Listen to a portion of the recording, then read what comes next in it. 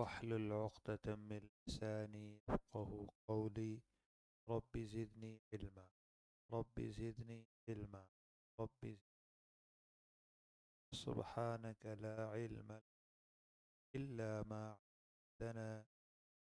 أنت العليم. أعوذ بالله السميع العليم من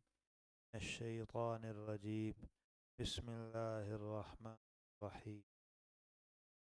یہ سورہ مائدہ ہے، آیت نمبر 32 ہے. من اجل ذلك كتبنا على بني إسرائيل أنه من قتل نفسا بغير نفس أو فساد في الأرض فكأنما قتل الناس جميعا إلى آخر. آپ جان رہے ہیں کہ پچھلی آیات کے اندر حضرت آدم علیہ السلام کے دو بیٹوں حابیل اور قابیل کا واقعہ بیان کیا تھا، جس میں ان کے ایک بیٹے قابیل نے، یا اس کا نام قائن بھی آیا ہے، اس نے ناحق طور پر ظلم کرتے ہوئے اپنے دوسرے بھائی حابیل کو قتل کر دیا. پھر اس کی لاش کو اٹھائے پھر رہا تھا، کیونکہ پہلا قتل تھا تو اس کو ٹھکانے لگا کہ بھی کوئی عقل تھی. تو اللہ تعالیٰ نے حیوانات میں سے ایک پرندے کو، کوے کو بھیجا، جو کوئی زیادہ دانائی کی علامت بھی نہیں ہوتا. تو اس نے پھر اس کے سامنے عمل کیا تو اندازہ ہوا. اس پر فرمایا گیا فَأَصْبَحَ مِنَ، یہ پشیمان ہونے والوں میں سے ہو گیا، ندامت کرنے والوں میں سے ہو گیا. اور یہ ندامت اس کی ندامت توبہ نہیں تھی، اور نہ اس پر اس نے اللہ تعالیٰ سے معافی مانگی، ورنہ تو یہ ایک فسق ہی تھا. اللہ تعالیٰ اس کو معاف فرما دے. ویسے جیسے آدمی کو ایک ضمیر کا احساس ہوتا ہے، اپنے آپ کا وہ مجرم ہوتا ہے اور اپنے دل میں وہ خود کو غلط محسوس کرتا ہے، یہ تھا. من اجل ذالک. اب دیکھیں یہ جو اصطلاح میں ہم یوں کہہ سکتے ہیں کہ یہ جو جار مجرور ہے، یہ متعلق پچھلے جملے سے بھی ہو سکتا ہے، اصبح کے. اصبح من النادمین من اجل ذالک، وہ اس واقعہ کی بنا پر پشیمان ہونے والوں میں سے ہو گیا. کون سا واقعہ؟ فبعث اللہ غرابا یبحث، وہ جو اللہ نے کوا بھیجا اور اس نے دوسرے کوے کو مارا اور اپنی چونچ سے زمین کو کھودا اور اس کو اس میں ڈالا اور پھر مٹی ڈال کر برابر کیا. تو اس کو اپنی حماقت اور سفاہت اور بیوقوفی اور نالائکی اور نادانی کا احساس ہوا کہ میں تو اس کوے سے بھی زیادہ گیا گزرا ہوں. تو اس بنا پر وہ پشیمان ہو گیا، ورنہ اس کو کوئی ندامت، کوئی اللہ تعالیٰ کے سامنے کوئی توبہ اور کوئی طلب مغفرت والی بات نہیں تھی. لیکن زیادہ بات یہ ہے، بہتر کہ ہم یوں کہیں کہ اس کا تعلق ما بعد والے جملے سے ہے. من اجل ذالک ظرف کا متعلق کتبنا ہے. من اجل ذالک کتبنا علی بنی اسرائیل، اس وجہ سے. کس وجہ سے؟ یہ واقعہ نہیں، بلکہ ان مفاسد کی وجہ سے جو قتل ناحق سے پیدا ہوتے ہیں. ذالکہ کا مشار الیہ،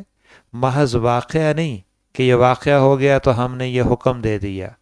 اس واقعہ میں ایک قتل ناحق ہوا اور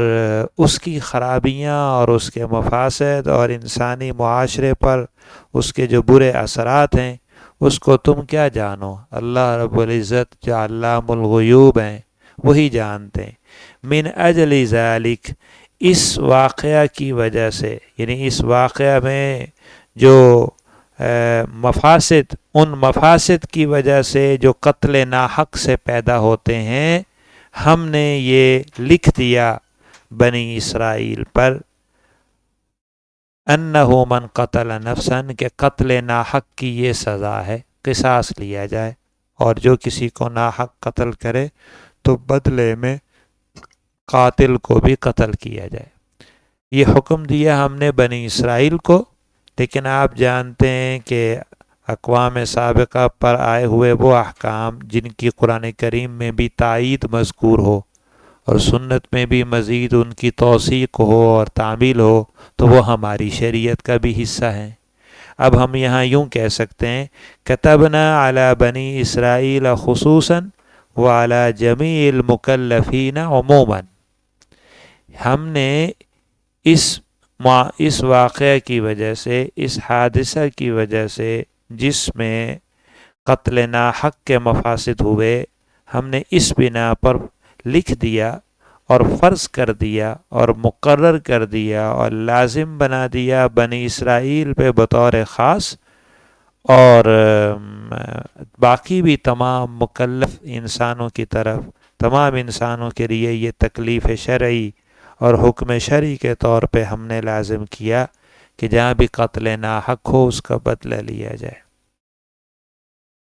دیکھو بھی یہاں اس واقعہ کی وجہ سے ہم نے یہ فرض کر دیا، تو گویا کہ گزشتہ جو قتل کا جو واقعہ مذکور ہوا اس میں غور و فکر کرنے سے قتل کی یہ سزا تم جان سکتے ہو۔ تو ایک بات سے دوسری بات پر جو قیاس کیا جاتا ہے، اعتبار کیا جاتا ہے، اس کو اصطلاح میں قیاس شرعی کہتے ہیں۔ تو من اجل ذالک کتبنا سے قیاس شرعی کی ایک مثال اور حجیت بھی ثابت ہوئی کہ ہم نے اس بنا پر یہ فرض کیا۔ تو دیکھو جس طرح اس واقعہ سے یہ اصول معلوم ہوتا ہے، اسی طرح قیاس شرعی کے اندر بھی علت نکال کر اس علت سے استنباط ہوتا ہے۔ تو ہم نے لکھ دیا بنی اسرائیل پر انہو من قتل نفسا بغیر نفس، بغیر نفس اے بغیر قتل نفس، کہ جس نے کسی جان کو قتل کیا بلا کسی جان کے عوض کے، بغیر قتل نفس کے، یعنی جس کو قتل کیا ہے وہ کوئی قاتل نہیں تھا، بغیر نفس بلا عوض جان، بلا بدلہ جان۔ ایک تو ہے کہ اس کو اس لیے قتل کیا کہ اس نے کسی کو جان سے مارا تھا، اس کے بدلے میں اس کی جان لی گئی، ایسا نہیں ہوا۔ بغیر اس کے، بغیر نفس اے بغیر قتل نفس، نہ تو اس نے کسی کو ناحق قتل کیا تھا کہ آپ اس کو قصاصاً قتل کر رہے ہیں، او فساد فی الارض، یا بغیر فساد کیے ملک میں، زمین میں، اس خطے میں، ملک میں اس آدمی کا کوئی فساد کا کام بھی نہیں تھا، اور اگر اس نے کوئی بڑے فساد کا ارتکاب کیا ہو پھر تو وہ مستحق کے قتل ہو جائے گا۔ اس کی چار صورتیں ہیں فساد فی الارض کی۔ ایک زنا، کہ اگر اس نے اس کا ارتکاب کیا ہے تو چونکہ اس میں معاشرے کے اندر نسل اور خاندان کے ضائع ہونے کا بڑا فساد ہے، تو شریعت نے اس کی سزا قتل رکھی ہے بصورت رجم۔ دوسرا ارتداد، کہ کسی شخص نے دین اسلام سے ارتداد اختیار کر لیا، اس کو چھوڑ دیا، یہ بھی بہت بڑا فساد ہے، کیونکہ اس سے معاشرے میں دین کی جو عظمت ہے وہ ختم ہو جائے گی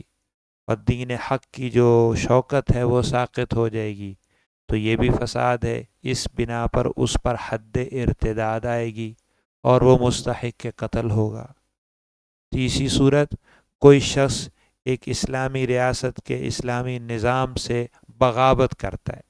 حکومت اسلامی سے بغاوت کرتا ہے، تو چونکہ کسی ملک میں اگر اسلامی منہاج پر ریاست قائم ہو تو وہ تو براہ راست اللہ کی حاکمیت اور اللہ کی حکومت ہے،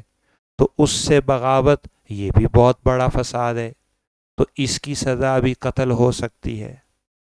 اور چوتھی صورت، کسی شخص کا محاربہ کرنا، سرقہ کبریٰ کرنا، ڈکیتی کرنا، رہزنی کرنا،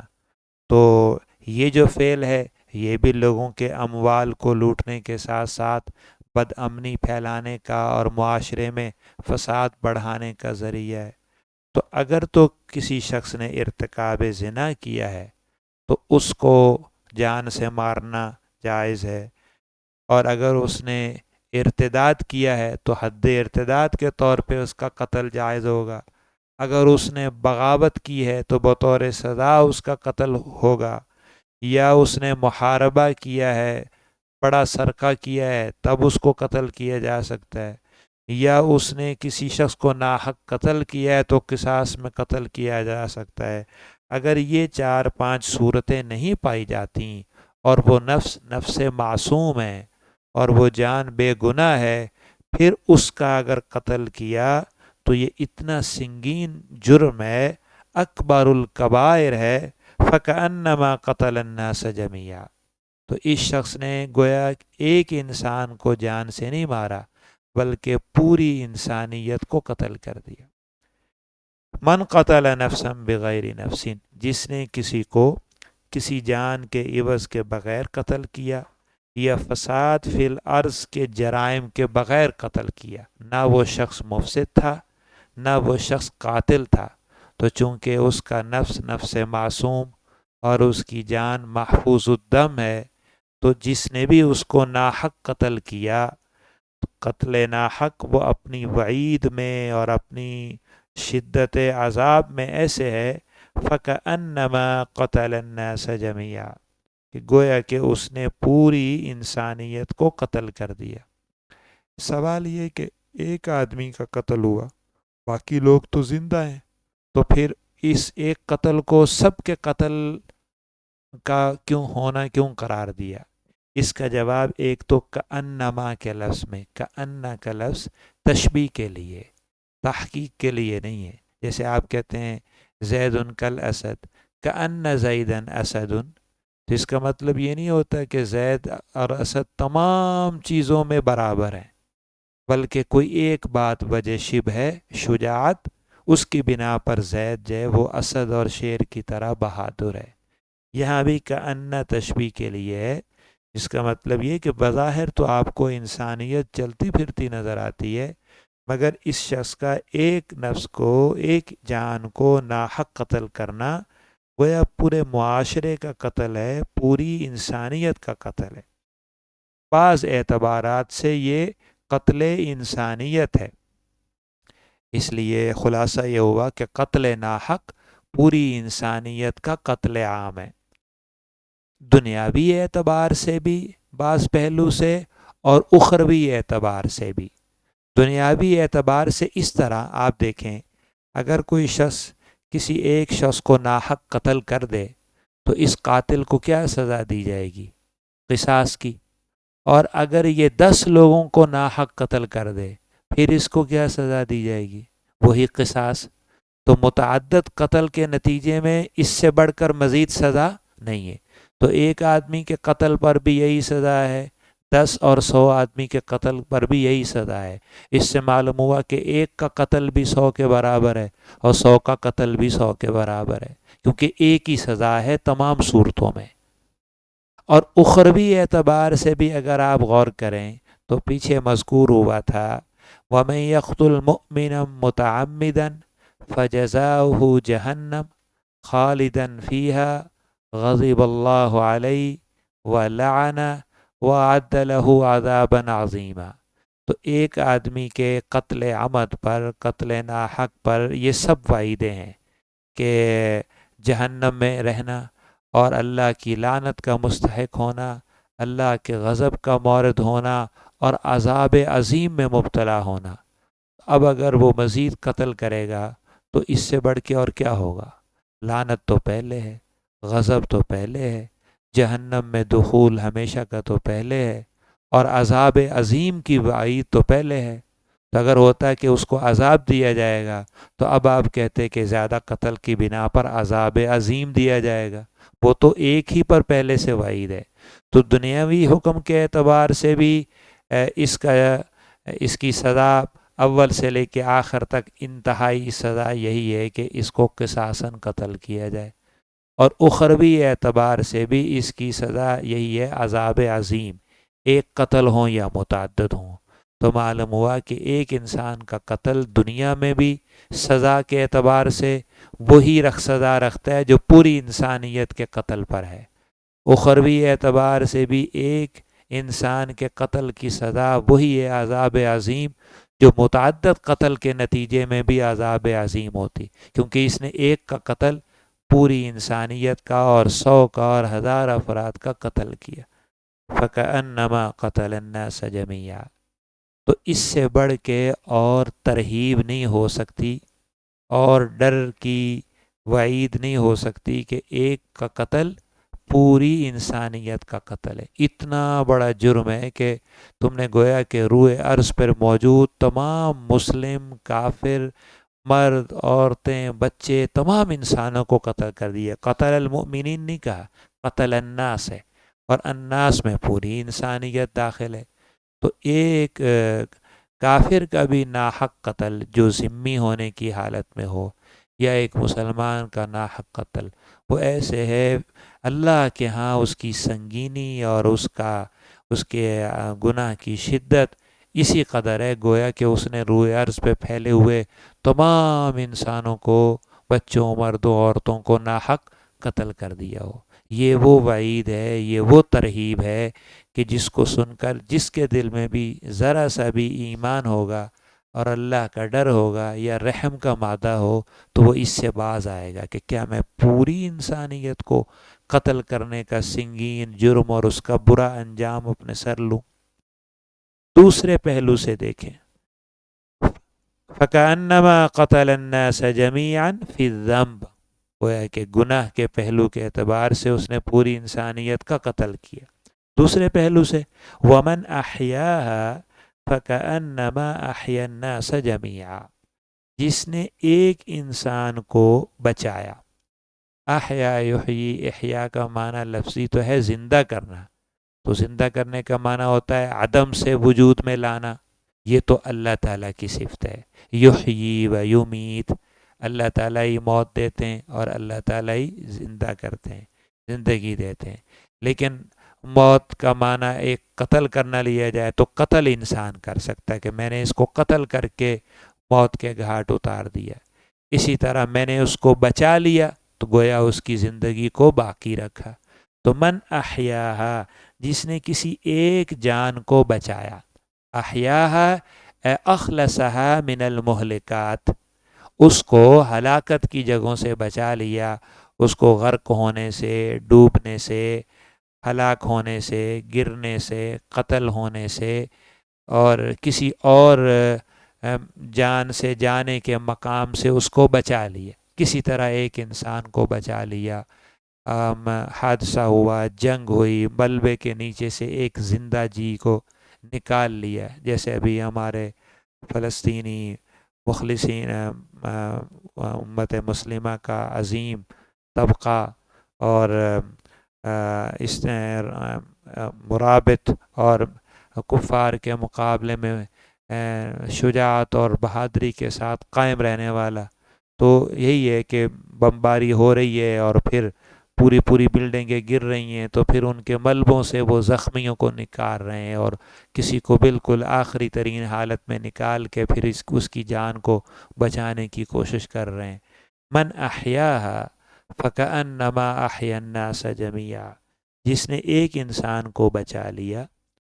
مسلمان کافر کی بات نہیں ہے، کسی انسان کو بھی جو مستحق کے قتل نہیں تھا شرعاً، اس کو بچا لیا،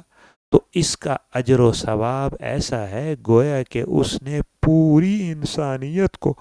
اور تمام انسانوں کو بچا لیا۔ اس سے بڑھ کے اور ترغیب نہیں ہو سکتی۔ یہ ایسے جیسے آپ کہتے ہیں کہ جس نے ایک نماز ادا کی جماعت سے تو اس کو 27 گنا اجر ملا، اس کو 100 گنا اجر ملا، اس کو 1000 گنا اجر ملا۔ تو جس نے ایک انسان کو بچایا، روئے عرض پر جتنے انسان زندہ ہیں ان سب کے سروں کی تعداد کے برابر اس کو جان بچانے کا اجر ملے گا۔ تو ترہیب کے باب میں یہ فرمایا کہ ایک کا قتل روئے عرض پر جتنے انسان موجود ہیں ان سب کے قتل کے برابر جرم کرنے کا گناہ اس کو لکھا جائے گا۔ کہ اس وقت زمین پر 50 کروڑ انسان موجود ہیں تو 50 کروڑ قتل اس کے حصے میں ہوں، اور اگر اس نے ایک انسان کو بچایا تو زمین پر جتنے انسان موجود ہیں ان سب کے برابر اس کو اجر بھی دیا جائے گا۔ یہ قانون ہم نے بنی اسرائیل کو بھی دیا تھا، ان سے بھی کہا تھا کہ قتل ناحق سے بہت بچنا، اور کسی بھی انسان کا ناحق طریقے سے خون نہیں بہانا، الا یہ کہ کوئی اپنے جرم کی وجہ سے مستحق کے قتل ہو جائے، یعنی قصاصاً یا حداً اس کو قتل کرنا مطلوب ہو تو وہ ایک الگ مستثنا ہے۔ اس کے علاوہ کسی معصوم جان کا قتل یہ اکبر الکبائر اور شرک کے بعد، کفر کے بعد فسق کے اعمال میں سے سب سے بڑا فسق، سب سے بڑا گناہ کبیرہ ہے۔ وَلَقَدْ جَاءَتْهُمْ رُسُلُنَا بِالْبَيِّنَاتِ، یہ گزشتہ قانون کی تاکید ہے، تاکید کرتے ہوئے فرما رہے ہیں کہ آئے تھے ان کے پاس، کن کے پاس؟ بنی اسرائیل کی طرف آئے تھے ہمارے رسول بالبینات، واضح احکام لے کر اور کھلے معجزات لے کر۔ بینات جو ہے نا یہ صفت ہے، تو موصوف اس کا محذوف ہے بالآیات البینات، اے بالآیات الواضحات، واضح احکام لے کر اور قطعی معجزات لے کر، معجزات بھی لائے اور احکام بھی لائے۔ خاص طور پہ احکام ہمارے رسول ان کے پاس لائے کہ یہ حدود ہیں اور تعزیرات ہیں، کیونکہ موسیٰ علیہ السلام کی جو شریعت تھی، توریت تھی، وہ آتشی شریعت تھی، یعنی اس کے اندر محض اخلاقیات کی تعلیم نہیں تھی، بلکہ اس میں حدود اور تعزیرات اور جرائم سے انسداد کے لیے سزاؤں اور قوانین کے نفاذ کی بھی پوری تفصیل تھی۔ تو ہمارے رسول ان کے پاس واضح احکام لائے، اور ان احکام میں سے ایک حکم یہ بھی بڑی تاکید کے ساتھ تھا کہ تمہارے معاشرے میں اے بنی اسرائیل، تمہاری ملت میں قتل ناحق نہیں ہونا چاہیے، کسی انسان کا خون نہیں بہنا چاہیے، جس نے ایک انسان کا خون بہایا پوری انسانیت کو دفن کر دیا، یہ ان میں تھا۔ لیکن پھر انہوں نے زیادتی کی، ثم ان کثیرا منہم بعد ذلک فی الارض لمسرفون، پھر اس کے باوجود ان میں سے اکثر لوگ اس کے بعد بھی لمسرفون، وہ زیادتی کرنے والے ہو گئے، حد سے بڑھنے والے ہو گئے۔ یہ جو ثم ان میں ثم ہے نا بھئی، یہ تراخی کے لیے نہیں ہے کہ اس کے کچھ وقفے کے بعد انہوں نے ایسا کیا، بلکہ یہ ثم استبعاد کے لیے، تعجب کے لیے، یعنی ہم نے یہ حکم ان پر لکھ دیا، اور ہمارے رسول ان کے پاس بار بار ان احکام کی تاکید لے کے آئے، ہونا تو یہ چاہیے تھا کہ اس کی رعایت کرتے اور اس کا امتثال کرتے اور اس کی اتباع اور مطابعت کرتے، لیکن تعجب کی بات ہے، استبعاد ثم پھر انتہائی استبعاد ہے اور انتہائی استعجاب ہے کہ انہوں نے اس عہد کو توڑ دیا، اور ان میں سے اکثر لوگ بعد ذالک، اس کے بعد، ذالکہ کا مشارن کیا ہے؟ بعد مجیء الرسل، ان رسولوں کے آنے کے بعد، رسولوں کے بار بار بھیجنے کے باوجود اور ان کی طرف سے بار بار تعلیم کے باوجود انہوں نے اس حکم میں زیادتی کی۔ بعد ذالک اے بعد مجیء الرسل، اور یوں بھی کہہ سکتے ہیں بھی بعد ذالکہ کا مشار لہ ہے بعد ما کتبنا علیہم، پیچھے آیا تھا نا کتبنا علی بنی اسرائیل، بعد ذالک اے بعد ما کتبنا علیہم، رسولوں کے آنے کے بعد ہماری طرف سے یہ قطعی احکام فرائض کے درجے میں الواح کی شکل میں لکھ کر دینے کے باوجود، توریت میں یہ احکام بار بار واضح ہونے کے باوجود، لمسرفون، یہ لوگ حد سے نکلنے والے ہو گئے اور قتل ناحق کرنے والے ہو گئے، جن کو یہ کہا گیا تھا کہ کسی عام انسان کو بھی ناحق قتل نہ کرنا، ان کے اسراف اور زیادتی اور حد سے بڑھنے کی انتہا دیکھو کہ انہوں نے نبیوں کو قتل کیا۔ ہم نے تو ہر نفس کو معصوم قرار دیا تھا، انہوں نے انبیاء کرام کو جو عصمت کے بلند مقام پر فائز ہیں اور انبیاء معصومین ہیں، انہوں نے ان کو تک کو قتل کر دیا، جیسے وہاں فَفَرِيقًا كَذَّبْتُمْ وَفَرِيقًا تقتلون. تو یہود کے ملعونین، مردودین اور مغضوبین کی اس عہد کو توڑنے کی انتہا اور اللہ تعالیٰ کی نافرمانی کے حوالے سے انتہائی پستی میں گرنے کا آخری درجہ آپ ملاحظہ فرمائیں کہ ہم نے تو اس واقعہ کی بنا پر اور اس میں جو قتل حق کے جو قتل ناحق کی خرابیاں تھیں ان کی بنا پر یہ فریضہ عائد کیا، رسولوں کی زبانی بار بار یاد دلایا کہ آپس میں کسی کو ناحق قتل نہیں کرنا، مگر ان کی نالائکی دیکھو کہ یہ اس میں نافرمانی میں اتنے حد سے بڑھ گئے کہ انبیاء تک کو معاف نہیں کیا اور ان تک کا انہوں نے ناحق قتل کر دیا. دیکھو اس جملے میں کتنی معنویت ہے. ثم ان کثیرا منہم بعد ذلک، پھر ان کی اکثریت نے ان رسولوں کے آنے کے بعد اور ان کی بار بار تنبیہ کے باوجود اور کتبنا علی بنی اسرائیل، ہماری طرف سے اس لکھے ہوئے فریضے اور اس قائم کردہ حد کی تنبیہ کے باوجود لمسرفون، یہ اس عہد کے توڑنے میں اور اس حکم کی نافرمانی کرنے میں اتنا حد سے بڑھ گئے کہ انہوں نے آخر تک قتل عام کیا، عوام کا بھی اور آمرین بالمعروف والقسط کا بھی اور انبیاء کرام کا بھی. اس سے امت اسلام کو خطاب ہے، کیونکہ وہاں فرمایا نا کہ ہم نے ان کو بھی مکلف کیا تھا، تمہارے اوپر بھی فرض کیا. تو امت مسلمہ کے لیے بھی یہی عہد ہے اللہ کی طرف سے کہ تم نے آپس میں بلکہ کسی بھی ناحق قتل کا ارتکاب نہیں کرنا. افسوس ہے کہ اب ہمارے مسلم ممالک میں اور مسلم معاشروں میں قتل ناحق کتنا عام ہو گیا ہے. جس چیز کو اللہ تعالیٰ نے سخت وعید کے ساتھ تنبیہ فرما کر اس سے بچنے کا حکم دیا تھا اور جس سے بچنے کی انتہائی تاکید فرمائی تھی، وہی قتل ہمارے درمیان عام ہو گیا ہے. چند روپے چھیننے کے لیے پہلے اس شخص کو قتل کرتے ہیں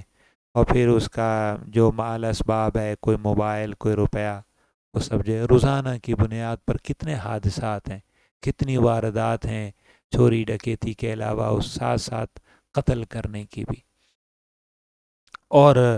اب چونکہ نبی تو ہے نہیں کوئی، آپ صلی اللہ علیہ وسلم خاتم النبیین ہے، آپ کے بعد کوئی نبی آنے والا نہیں ہے، لیکن نبیوں کے جو قائم مقام ہیں، ان کے جو خلفاء ہیں، یعنی علماء،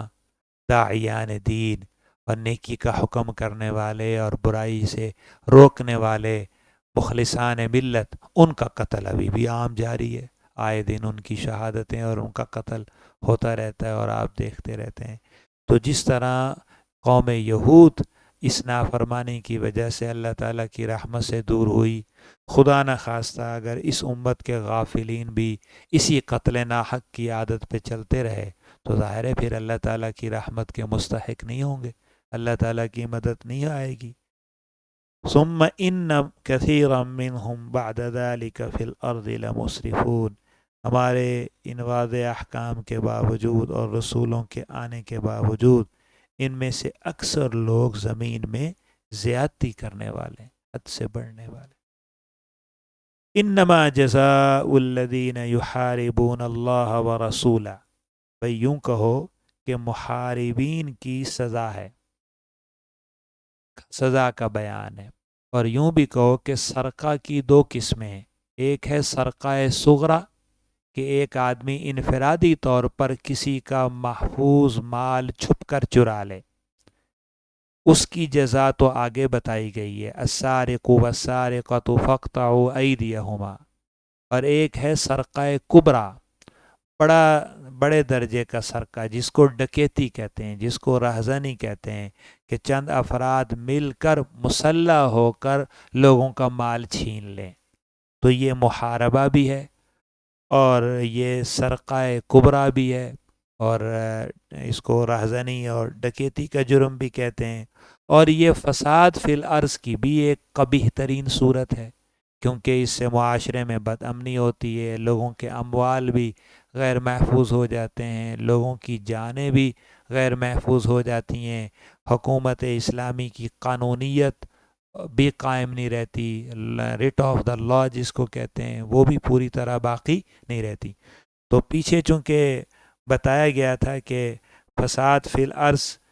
کے علاوہ قتل جائز نہیں ہے، اب فرما رہے ہیں مفسدین کی سزا، کہ جو لوگ فساد فی الارض کریں اور اس کی ایک صورت یہ کہ محاربہ کریں، سرقہ کبریٰ کریں، مسلح جماعت بن کر لوگوں کے اموال چھینیں، تو وہ ایسے مجرم ہیں کہ ان کو قتل کیا جا سکتا ہے، ان کو سزائے قتل دینی چاہیے تاکہ یہ فساد ختم ہو۔ تو فساد کو دور کرنے کے لیے احکام شریعت کے مطابق تو قتل جائز ہے، لیکن اس کے علاوہ قتل ناحق جو ہے وہ جائز، وہ صحیح نہیں ہے۔ تو یہاں سے محاربین کی سزا کا بیان اور سرقہ کبریٰ یعنی مسلح چوری اور جماعت کی شکل میں مل کر چوری کرنے کے جرم کی سزا کا بیان، جرم و سزا کے قرآنی ضابطوں کا تذکرہ یہ بھی۔ یہاں بطور خلاصہ ایک بات جان لیں تو اچھا ہے، وہ یہ کہ اسلام نے جو جرائم کا حوالے سے عقوبت کا نظام اور سزا قائم کی ہے، اس میں جرائم کی دو نوعیتیں، ایک جب کوئی شخص جرم کرتا ہے تو وہ دو طرح کی زیادتیوں کا مرتکب ہوتا ہے، وہ اس معاشرے کا اور اس شخص کے ساتھ بھی زیادتی کرتا ہے دنیاوی اعتبار سے، حق العبد کو ضائع کرتا ہے، اور اس کے ساتھ ساتھ وہ اللہ تعالیٰ کی بھی نافرمانی کرتا ہے اور حق اللہ کو ضائع کرتا ہے۔ تو اس اعتبار سے سزاؤں کی تین قسمیں بھی، ایک ہے قصاص کی سزا، دوسرا ہے حدود کی سزا، اور تیسرا ہے تعزیرات۔ کچھ سزائیں وہ ہیں جو اللہ کی طرف سے معین اور مقرر ہیں اور ان میں کمی بیشی کرنا جائز نہیں ہے، ان کو حدود کہتے ہیں، اور حدود جو ہیں وہ 5 ہیں: حد زنا جس میں قتل ہے، حد تہمت زنا جس میں قذف کی ہے، اور حد سرقہ یعنی قطع ید، اور حد محاربہ ڈکیتی کی سزا جو ابھی آ رہی، اور 5واں ہے حد شرب خمر شراب پینے کی سزا۔ اور کچھ سزائیں جرائم ایسے ہیں کہ ان کی سزائیں شریعت نے بالکل معین نہیں کی ہیں، بلکہ ان کی تفصیل ماہرین شریعت اور اسلامی حکومتوں کے اہل اقتدار اور ولات اور عمراء اور قاضیان اور بادشاہان کے حوالے کر دی ہے، سیاست شرعیہ کے سپرد کر دیا ہے کہ قاضی اور حاکم اور مسلمانوں کے اہل دانش اس فتنے کے انسداد کے لیے اور اس جرم کو روکنے کے لیے جو مناسب سزا سمجھیں تجویز کر دیں، ان کو تعزیرات کہتے ہیں۔ جیسے فحاشی پھیلانے کی سزا، کسی شخص کو دہشت زدہ کرنے کی سزا، کوئی منکرات کو جاری کرنے کی سزا، اس طرح وہ تو تعزیرات وہ سزائیں ہیں کہ جو قاضی اور حاکم، فقی اور مفتی کی ثواب دید اور اس کے اجتہاد اور مصلحت پر ہے، تھوڑی بھی دی جا سکتی، زیادہ بھی، مجرم کی نوعیت، جرم کی نوعیت اور دیگر معاملات اور سیاق و سباق کی نوعیت سے کوئی بھی سزا کم سے کم بھی تجویز ہو سکتی ہے، زیادہ سے زیادہ بھی ہو سکتی ہے۔ اگر قاضی سمجھتا ہے کہ اس جرم کا انسداد قتل کیے بغیر نہیں ہو سکتا تو تعزیراً قتل کرنا بھی جائز ہے۔ اگر قاضی یہ سمجھتا ہے کہ اس کی سزا 10 20 40 کوڑے لگا دینا کافی ہے تو یہ بھی جائز ہے۔ تو تعزیر ایسی سزا ہے جو کم سے کم بھی ہو سکتی ہے، انتہائی زیادہ سے زیادہ بھی ہو سکتی ہے۔ پھر یہ جو سزائیں ہیں حدود، ان میں سزاؤں کے اندر دونوں نوعیتیں کہ اس جرم کے کرنے میں اللہ تعالیٰ کی بھی نافرمانی ہے اور بندے کے حق کو بھی مارنا ہے۔ بعض سزائیں ایسی ہیں کہ ان میں حق العبد غالب رکھا گیا ہے، حق اللہ بھی ہے لیکن حق العبد غالب رکھا گیا ہے، اور عبد کو، بندے کو اختیار دیا گیا ہے کہ وہ چاہے تو اس سزا کو ساقط کر دے۔ وہ ہے قصاص کی سزا۔ جب کوئی شخص کسی کو ناحق قتل کرتا ہے تو اس میں اللہ تعالیٰ کی بھی نافرمانی ہوئی اور حق اللہ کو ضائع کیا گیا، اور اس انسان کی بھی حق تلفی ہوئی جس کو قتل کیا گیا۔ اب اس مقتول کی طرف سے جو ولی مقتول ہے اس کا حق ہے کہ وہ قصاص لے، اور اصلاً اسی کا ایک حق ہے، تو اس کے حق کو ترجیح دیتے ہوئے اسے اختیار دیا گیا کہ چاہے تو وہ قصاص کی سزا دلوا دے اور چاہے تو وہ اس کی جگہ پہ دیت کو قبول کر لے۔ تو یہ جو قصاص کی ایک سزا ہے یہ ایسی ہے کہ اس میں حق العبد غالب ہے اور حق اللہ مغلوب ہے۔ حق العبد کے غالب ہونے کا مطلب یہ ہے کہ ولی مقتول کو اس سزا کے ساقط کرنے کا اختیار ہے، لیکن اس کے علاوہ باقی جو سزائیں ہیں جیسے سرقے کی سزا ہے، زنا کی سزا ہے، اسی طرح شرب خمر کی سزا ہے، اسی طرح ڈکیتی کی سزا ہے، تو یہ سزائیں ان کے اندر حق اللہ غالب ہے۔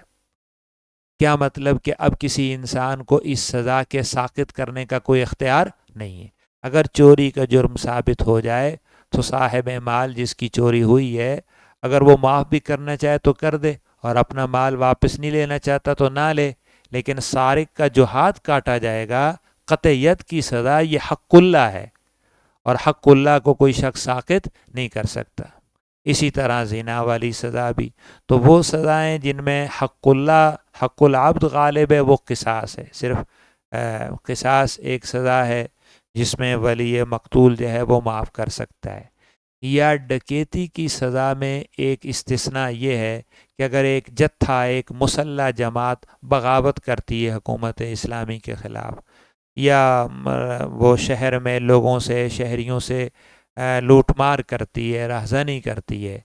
اس کے بعد اگر تو وہ قانون کی گرفت میں آ جاتے ہیں تو پھر تو ان کو پوری سزا دی جائے گی، لیکن اگر قانون کی گرفت میں آنے سے پہلے اپنے طور پر وہ باغی لوگ سرنڈر ہو گئے، مطیع ہو گئے، حکومت اسلامی کے تابع ہو گئے، خود ہتھیار انہوں نے ڈال دیا،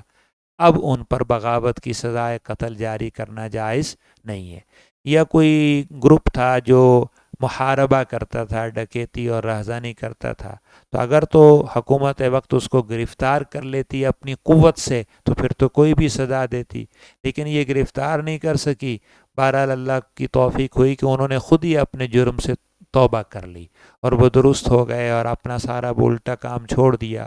اب صلاح یافتہ ہونے کے بعد اور اس جرم کو چھوڑ دینے کے بعد ماضی کی ان حرکات کی وجہ سے حکومت کا ان کو پکڑ لینا یا کسی وقت قابو میں آ جائیں تو ان کو سزا دینا یہ ٹھیک نہیں ہے۔ یہ ایک سزا اس صورت میں ساقط ہو جائے گی جیسے کہ ابھی آ رہا ہے۔ فرمایا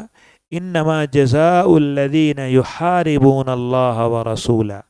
یہی سزا ہے ان کی جو لڑتے ہیں اللہ اور اس کے رسول سے، محاربہ کرتے ہیں، جنگ کرتے ہیں اللہ سے۔ اللہ سے کون جنگ کر سکتا ہے بھائی؟ کسی کی کیا مجال اور طاقت ہے؟ تو بعض حضرات نے یہ فرمایا کہ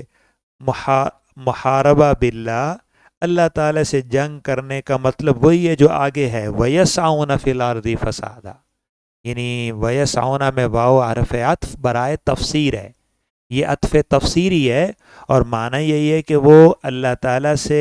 لڑتے ہیں، یعنی اللہ کی زمین میں اللہ کی حاکمیت پر مبنی قائم کردہ حکومت کے مقابلے میں فساد کرتے ہیں۔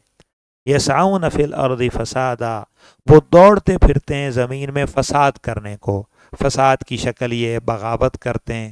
فساد کی شکل یہ ہے کہ ڈکیتی اور رہزنی کر کے عام شہریوں کا محفوظ مال لوٹتے ہیں، ان کو قتل کرتے ہیں یا ارتداد کا ارتکاب کرتے ہیں۔ تو یہ جو زمین میں فساد پھیلانے کی شکلیں ہیں، بالخصوص مسلح چوری کرنے کی اور جتھا بنا کر لوگوں کے اموال لوٹ کر فساد کرنے کی شکل، یہ اللہ تعالیٰ سے لڑائی ہے، اللہ تعالیٰ سے محاربہ ہے، اللہ تعالیٰ سے ان کا مقابلہ اور جنگ کرنے کی ایک صورت ہے۔ اب ہم یوں کہہ سکتے ہیں کہ یحاربون اللہ کا معنی ہے یخالفون اللہ ورسولہ، یعصون اللہ ورسولہ، کہ جو لوگ اللہ اور اس کے رسول کی مخالفت کرتے ہیں اور ان کی نافرمانی کرتے ہیں اور اس کی مزید اور اللہ اور اس کے رسول کے دیے ہوئے قانون امن کو توڑ دیتے ہیں، کیونکہ اسلامی حکومت میں اللہ کی طرف سے ہر شہری کی جان اور مال کے معصوم ہونے کا، محفوظ ہونے کا قانون موجود ہے۔ تو جو شخص کسی کا ناحق مال لوٹتا ہے وہ اللہ کی طرف سے طے شدہ قانون امن کو توڑتا ہے۔ یہ ہے اللہ کے ساتھ حرب اور جنگ کرنا۔ تو وہ اللہ تعالیٰ اور اس کے رسول کے دیے ہوئے قانون امن کو توڑتے ہیں، اور اسلامی حکومت جو اللہ کی نمائندہ ہے اس کو چیلنج کرتے ہیں، اور زمین میں فساد کر کے بغاوت کرتے ہیں اور رہزنی کرتے ہیں۔ یسعون فی الارض فسادن، بھئی یہ جو فسادن ہے یا تو یہ مفعول لہو ہے نا، یعنی دوڑتے پھرتے ہیں زمین میں، اور دوڑنے کا مقصد کیا ہے؟ فساد۔ اس کو ہم کہتے ہیں منصوب بنزع الخافض، حرف جر کے حذف ہونے کے ساتھ حالت نصبی میں آ گیا، ورنہ اصل یہ تھا یسعون فی الارض للفساد، اور اس کو فسادن کو حال بھی بنا سکتے ہیں مفسدین کے معنی میں۔ بہرحال وہ زمین میں فساد کی غرض سے اور حالت فساد میں فتنہ مچاتے ہوئے بڑی دوڑ دھوپ کرتے ہیں، اسی میں سرگرم ہیں، اسی میں ہر وقت وہ اپنے کام اور اپنے باطل عزائم کی تکمیل میں دوڑتے پھرتے ہیں۔ ان کی سزا ان یقتلوا، ان کو قتل کیا جائے ایک صورت، او یصلبوا، یا ان کو مصلوب کیا جائے، او تقطعوا ایدیہم وارجلہم من خلاف، یا ان کے ہاتھ پاؤں مخالف جانب سے کاٹ دیے جائیں، او ینفوا من الارض، یا یہ اپنے وطن سے دور کر دیے جائیں، جلا وطن کر دیے جائیں۔ غور کریں بھئی، یہاں پر 4 سزائیں ذکر کی گئی ہیں اور حرف او ذکر کیے گئے، یقتلوا او یصلبوا او تقطعوا۔ تو یہ کلمہ او جو ہے یہ تخییر کے لیے نہیں ہے کہ اختیار ہے، چاہے یہ کر لیں، چاہے یہ کر لیں، چاہے یہ کر لیں، بلکہ یہ تنویع اور تقسیم کے لیے۔ 4 صورتیں ہیں الگ الگ، اور ہر صورت کا الگ الگ حکم ہے۔ وہ یہ ہے کہ اگر یہ مسلح گروہ مل کر ایک جتھا بنا کر، گروپ گینگ بنا کر رہزنی کرتے ہیں، ڈکیتی کرتے ہیں، لوگوں کے اموال لوٹتے ہیں، قتل کرتے ہیں، تو پھر اس جرم کی متعدد صورتیں ہیں۔ ایک صورت یہ ہے کہ انہوں نے مسلح جتھا بنا کر کسی جگہ کارروائی کی، مال کے لوٹنے کی نوبت نہیں آئی، صرف قتل کیا ہے، تو ٹھیک ہے۔ ان سب نے مل کر ایک آدمی کو قتل کیا ہو تو اس کے بدلے میں ان تمام کو قتل کیا جائے گا، کیونکہ یہ سب اس کے جرم میں شریک ہے۔ جس طرح ایک انسان کسی کو قتل کرے تو پوری انسانیت کا قتل ہے، اسی طرح اگر 10 لوگ مل کر ایک شخص کو قتل کریں تو وہ سب لوگ قتل کے جرم میں شریک ہیں، قصاص میں بھی ان سب کو قتل کیا جائے۔ تو ان یقتلوا، اگر انہوں نے صرف قتل کیا ہے تو اس کی سزا کے طور پہ ان ڈاکوؤں کو قتل کیا جائے۔ او یصلبوا، یا دوسری صورت یہ ہے کہ انہوں نے جہاں اپنی کارروائی کی مجرمانہ تو وہاں انہوں نے قتل بھی کیا، مال بھی لوٹ کے لے گئے۔ تو جب قتل بھی کیا اور غصب مال بھی کیا تو اس میں ان کی سزا یہ کہ ان کو مصلوب کیا جائے۔ مصلوب کرنے کا مطلب یہ کہ ان کو زندہ کسی لکڑی پر اور سولی پر لٹکا دیا جائے اور نیزہ ان کے پیٹ میں مارا جائے، جس سے ان کا پیٹ کی تمام چیزیں چاک ہو کر باہر ہو جائیں، اور اس پہ وہ لٹکا رہے 1-2 دن تک، اور اس کی لاش سڑے، تاکہ تمام لوگوں کو اس کی اس سزا کو دیکھ کر عبرت ہو جائے اور آئندہ معاشرے میں اس جرم کا خوب انسداد ہو جائے۔ او تقطع ایدیہم وارجلہم من خلاف، یا تیسری صورت یہ ہے کہ انہوں نے کسی جگہ کارروائی کی، قتل کی نوبت نہیں آئی، صرف مال چھین لیا۔ تو چوری میں بھی آدمی مال لے کے جاتا ہے لیکن چھپ کر، اس کی سزا تو قطع ید ہے۔ یہاں یہ مسلح گروہ نے مل کر کھلے عام چونکہ ڈکیتی کی ہے اور مال لوٹا ہے، اس کی سزا صرف ایک قطع ید نہیں ہے کہ گٹ سے جو ہے وہ ہاتھ کاٹا جائے، بلکہ ان کے ہاتھ پاؤں دونوں کاٹے جائیں، دایاں ہاتھ اور بایاں پاؤں کاٹا جائے جانب مخالف سے۔ اور چوتھی صورت یہ ہے کہ انہوں نے کوئی کارروائی کی، وہاں قتل کی بھی نوبت نہیں آئی اور مال لوٹنے کی بھی نوبت نہیں آئی، بس لوگوں کو دہشت زدہ کر رہے تھے، تخویف کر رہے تھے، ڈرا دھمکا رہے تھے، ان سے کچھ نکلوانے کی کوشش ہی میں تھے کہ اتنے میں گرفتار ہو گئے، پکڑ لیے گئے، قانون کے قابو میں آ گئے۔ تو اس صورت میں چونکہ انہوں نے ابھی قتل نہیں کیا تو قتل کی سزا نہیں ہے، مال نہیں لوٹا ہے تو یہ تو قطع ایدیہم وارجلہم کی سزا بھی نہیں ہے، دونوں کام اکٹھے ہوتے تو مصلوب کیا جاتا، وہ بھی نہیں ہے۔ اس صورت میں پھر ان کی سزا یہ ہے ینفو من الارض، نفی من الارض۔ نفی من الارض کا معنی ہے زمین سے دور کر دینا، ان کو جلا وطن کر دینا۔ اب جلا وطن کرنے کا آپ یہ معنی تو نہیں کر سکتے کہ ان کو دارالاسلام سے اور اسلامی ریاست سے نکال کر باہر بھیج دیا جائے، تو کیا یہ کسی حربی ملک میں جائیں گے؟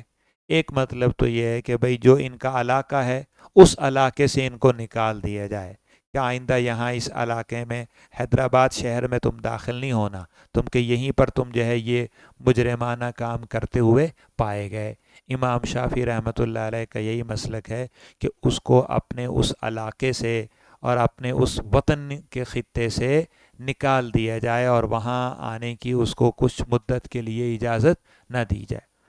حضرت امام ابو حنیفہ رحمۃ اللہ نے فرمایا کہ بھئی اس کی غرض یوں بھی پوری ہو سکتی ہے کہ اس کو کچھ مدت کے لیے جیل میں محبوس کر دیا جائے، تو حبس فی السجن، جیل میں قید کر دینے سے وہ مقصد بھی ہو گیا کہ وہ اپنے وطن سے تو نکال دیا گیا ہے نا، پہلے تو باہر گھوم رہا تھا ٹاٹ باٹ سے اپنے گھر میں، تو اس کے بجائے جیل میں ڈال دیا گیا۔ دوسرا اس کے معاملات کی نگرانی بھی ہوگی اور سزا اور عقوبت بھی ہوگی۔ اگر اس کو محض جلا وطن کر کے یہاں سے دوسرے علاقے میں بھیج دیا جائے اور کہا جائے آئندہ ادھر نہیں آنا، تو ہو سکتا ہے وہ اپنی مجرمانہ ذہنیت کی وجہ سے وہاں جرائم کا ارتکاب کرے۔ او ینفو من الارض، یا وہ دور کیے جائیں اپنے وطن سے۔ دوبارہ دیکھیں، ان کی جزا جو اللہ اور اس کے رسول سے لڑتے ہیں اور زمین میں فساد برپا کرنے کو سرگرم رہتے ہیں، ان کی سزا یہی ہے، انما کلمہ حسر ہے نا، صرف اور صرف یہی سزا ہے، ان یقتلوا، ان کو قتل کیا جائے۔ کس صورت میں؟ جب انہوں نے بھی یہ جرم کرتے ہوئے صرف قتل کیا ہو، او یصلبوا، یا ان کو مصلوب کیا جائے۔ کس صورت میں؟ جب انہوں نے قتل بھی کیا ہو، مال بھی چھینا ہو۔ او تقطع ایدیہم وارجلہم من خلاف، یا ان کے ہاتھ پاؤں جانب مخالف سے کاٹے جائیں۔ کس صورت میں؟ جب انہوں نے صرف مال چھینا ہو مسلح کارروائی کر کے۔ او ینفو من الارض، یا وہ جلاوطن کیے جائیں یا قید میں ڈالے جائیں۔ کس صورت میں؟ جب وہ قتل بھی نہ کر سکے ہوں، مال بھی نہ چھین سکے ہوں،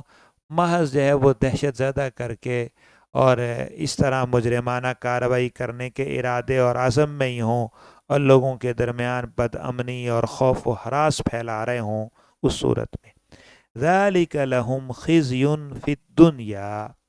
یہ سزا ان کے لیے دنیا میں ذلت اور فضیحت اور خسران اور رسوائی۔ دیکھیں حضرات، سزا کا تعلق صرف جسمانی تعذیب سے نہیں ہے کہ جسمانی طور پہ کسی کو سزا دی جائے، بلکہ سزا کا فلسفہ یہ ہے کہ جسمانی سزا کے ساتھ ساتھ ذہنی، نفسیاتی، معاشرتی سزا بھی دی جائے، کیونکہ سزا کا اصل مقصود جو ہے وہ جرم کو روکنا ہے۔ اور جب کوئی سزا کے دو پہلو ہیں، ایک پہلو تو یہ ہے کہ جس نے جرم کیا اس سے انتقام لیا جائے اور جس کے ساتھ زیادتی ہوئی ہے اس مظلوم کا بدلہ لیا جائے اور جو اس نے حق مارا ہے وہ واپس دلوایا جائے۔ تو یہ کام تو آپ کسی بند کمرے میں بھی کر سکتے ہیں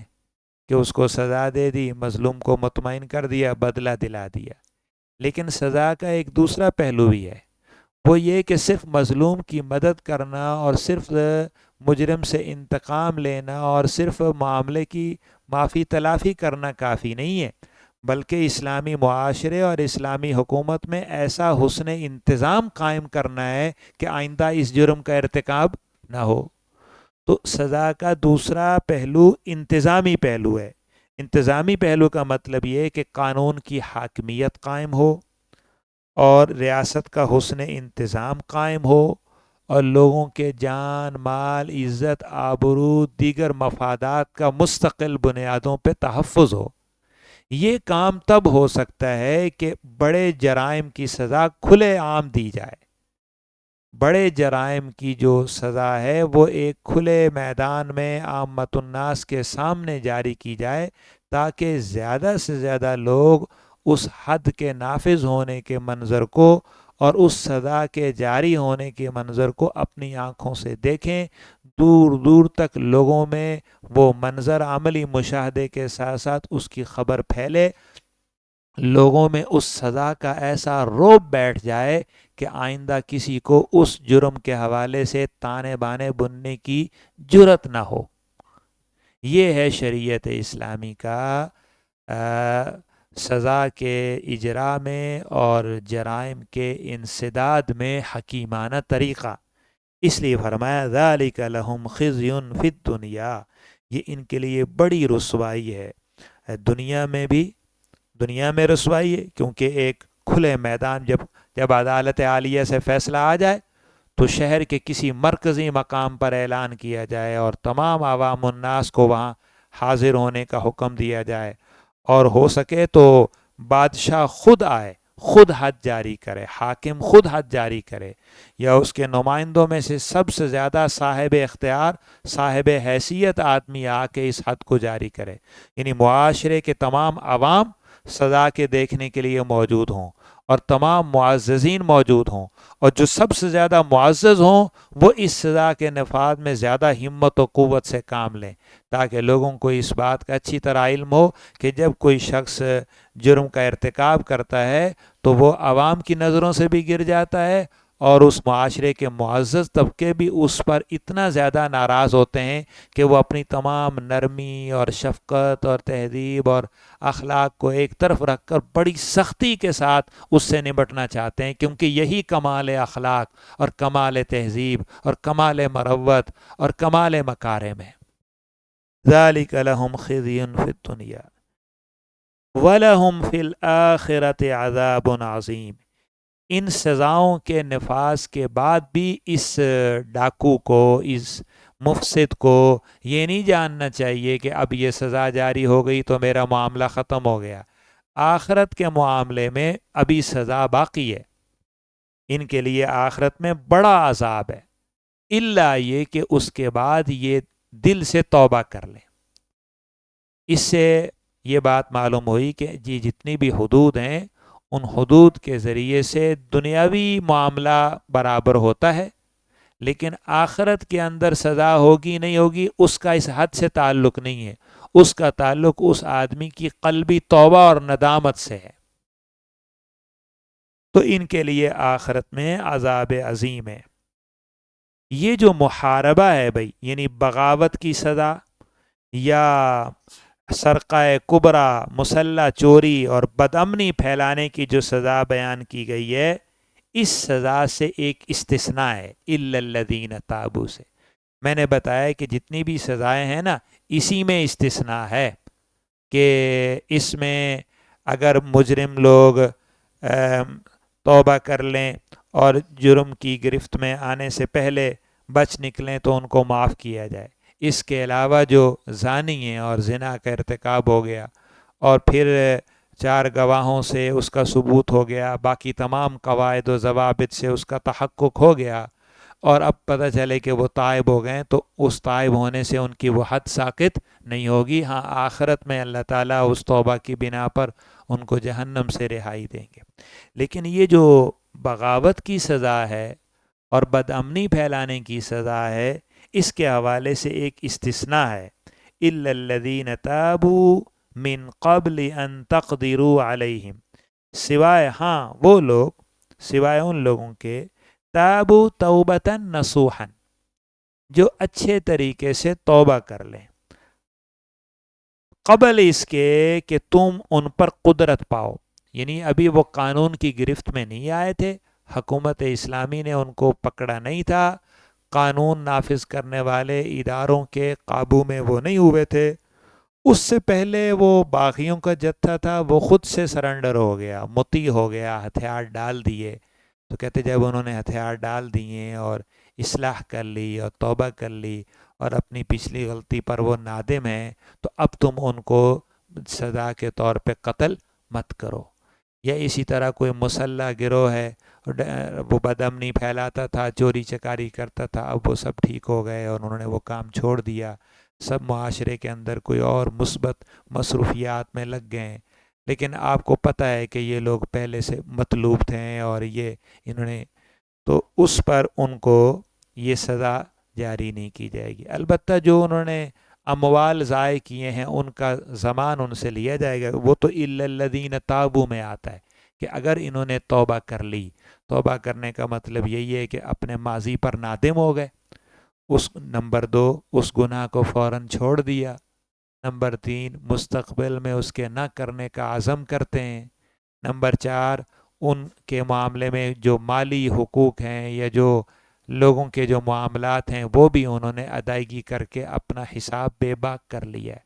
جب یہ کر لیا ہے تو اب ان کو بغاوت کی سزا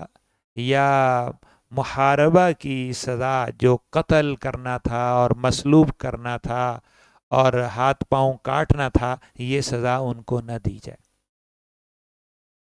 ویسے تو یہ اللہ جل جلالہ کا حکم ہے اور اپنی جگہ پہ برحق ہے اور ہمارے لیے واجب العمل ہے، لیکن ماہرین شریعت نے یہاں اس کی 2 مصلحت ذکر کی ہیں. وہ ایک بات تو یہ ذکر فرماتے ہیں کہ دیکھیں، یہ جو باغی گروہ ہوتا ہے، اول تو مسلمانوں میں حاکم کو چاہیے کہ وہ ایسا نظم و استحکام قائم رکھے، اللہ تعالیٰ کے احکام اور شریعت کو اتنے اخلاص اور عمدگی کے ساتھ نافذ کریں کہ معاشرے میں کوئی بغاوت کی شکل پیدا ہی نہیں ہونی چاہیے. اکا دکا کسی شخص کو اعتراض ہونا الگ بات ہے، لیکن کسی حکومت میں اگر جگہ جگہ باغیوں کے جتھے ہوں، پتہ چلا بلوچستان میں یہ ہو رہا ہے، کے پی کی میں یہ ہو رہا ہے، فلاں جگہ یہ ہو رہا ہے، اگر اس طرح جگہ جگہ بغاوتیں ہو رہی ہوں، جگہ جگہ لوگ مسلح گروہ بنا کے ملک کے قانون کو چیلنج کر رہے ہوں، اس کی رٹ کو چیلنج کر رہے ہوں، اس کے جھنڈے کو جلا رہے ہوں اور ملک کے مختلف اداروں کے وابستہ افراد کو قتل کر رہے ہوں، تو آپ بتائیے وہ ملک مستحکم ہوگا؟ وہ درست ہو سکتا ہے؟ مضبوط بنیادوں پر قائم ہو سکتا ہے؟ تو اس لیے یہ جو بغاوتیں، یہ تو اسلامی ریاست کو توڑنے والی اور اس کی حاکمیت کو کمزور سے کمزور کرنے والی ہیں، تو یہ صورت پیدا نہیں ہونی چاہیے. پھر خدا نہ خواستہ اگر مسلسل کسی غفلت کی وجہ سے کوئی باغیوں کا گروہ آ گیا، ہوا یہ کہ انہوں نے غلطی کی، حماقت کر لی، اب اگر آپ ان کو اپنی گرفت میں لے لیتے تو پھر تو ٹھیک ہے، آپ نے ان کو عین حالت جرم میں پکڑا ہے. ابھی ان کا رعب اور ان کی شوقت باقی تھی اور ابھی وہ اپنے غرور و قوت میں تھے کہ آپ نے ان کو پکڑ لیا. تو چونکہ اب آپ نے پکڑ لیا، لہذا آپ ان کی شان و شوقت توڑیں، آپ ان کے غرور کو ختم کریں اور آپ ان کے خبث کو صاف کریں. لیکن دوسری صورت یہ کہ آپ کو تو قدرت ہو نہیں سکی اور وہ لوگ اپنی بغاوت میں تھے اور اپنے جرائم میں تھے. پھر ہوا یہ کہ وہ خود ہی مطیع ہو گئے. تو ایک تو آپ کی کسی مشقت سے کوئی بہتری نہیں آئی، دوسرا یہ کہ وہ لوگ اگر پورا ایک گروپ باغیوں کا اگر وہ تائب ہوتا ہے، تو اگر آپ کہتے ہیں ان کو سزا دی جائے تو ایک بڑے پیمانے پر قتل ہوگا نا، ایک بڑے پیمانے پر سزا جاری ہوگی. مثال کے طور پہ 600 افراد ہیں، ہاں اتنے لوگ ہیں، انہوں نے پہلے ریاست کے خلاف جو ہے وہ اسلحہ اٹھایا ہوا تھا، اب انہوں نے جو ہے وہ رجوع کر لیا، آپ کہتے نہیں اب بھی ان کو سزا دینی ہے. تو اتنے پیمانے پر اسلامی حکومت جو ہے وہ قتل کرنے کی اجازت نہیں دیتی. قتل جو ہے سزا کے طور پہ قتل کرنا، یہ ایک بڑا ناگزیر اور بڑا اضطراری اور بڑا ہی مجبوری کے درجے کا عمل ہے.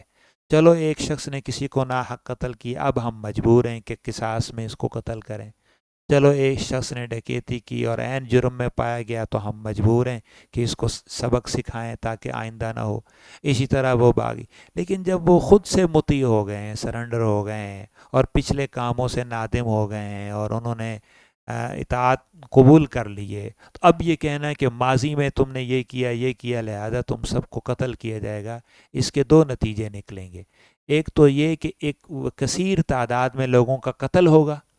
دوسرا یہ کہ کوئی اور جو باقی گروہ ہیں یا آئندہ چل کر جو باقی گروہ ہیں تو ان کو پتہ ہوگا کہ اگر ہم سرنڈر ہوئے اور مطیع ہوئے تو پھر بھی ہمارے لیے معافی کی کوئی شکل نہیں ہے، ہمیں تو پھر بھی قتل ہونا ہے۔ تو جب ہمیں سرنڈر ہو کر اور مطیع ہو کر بھی قتل ہونا ہے تو پھر ہم کیوں مطیع ہوں؟ پھر ہم لڑتے ہیں اپنی قوت، جب تک ہماری جان میں جان ہے، جب تک وسائل و اسباب ہمارے ساتھ ہیں تو ہم لڑتے ہیں،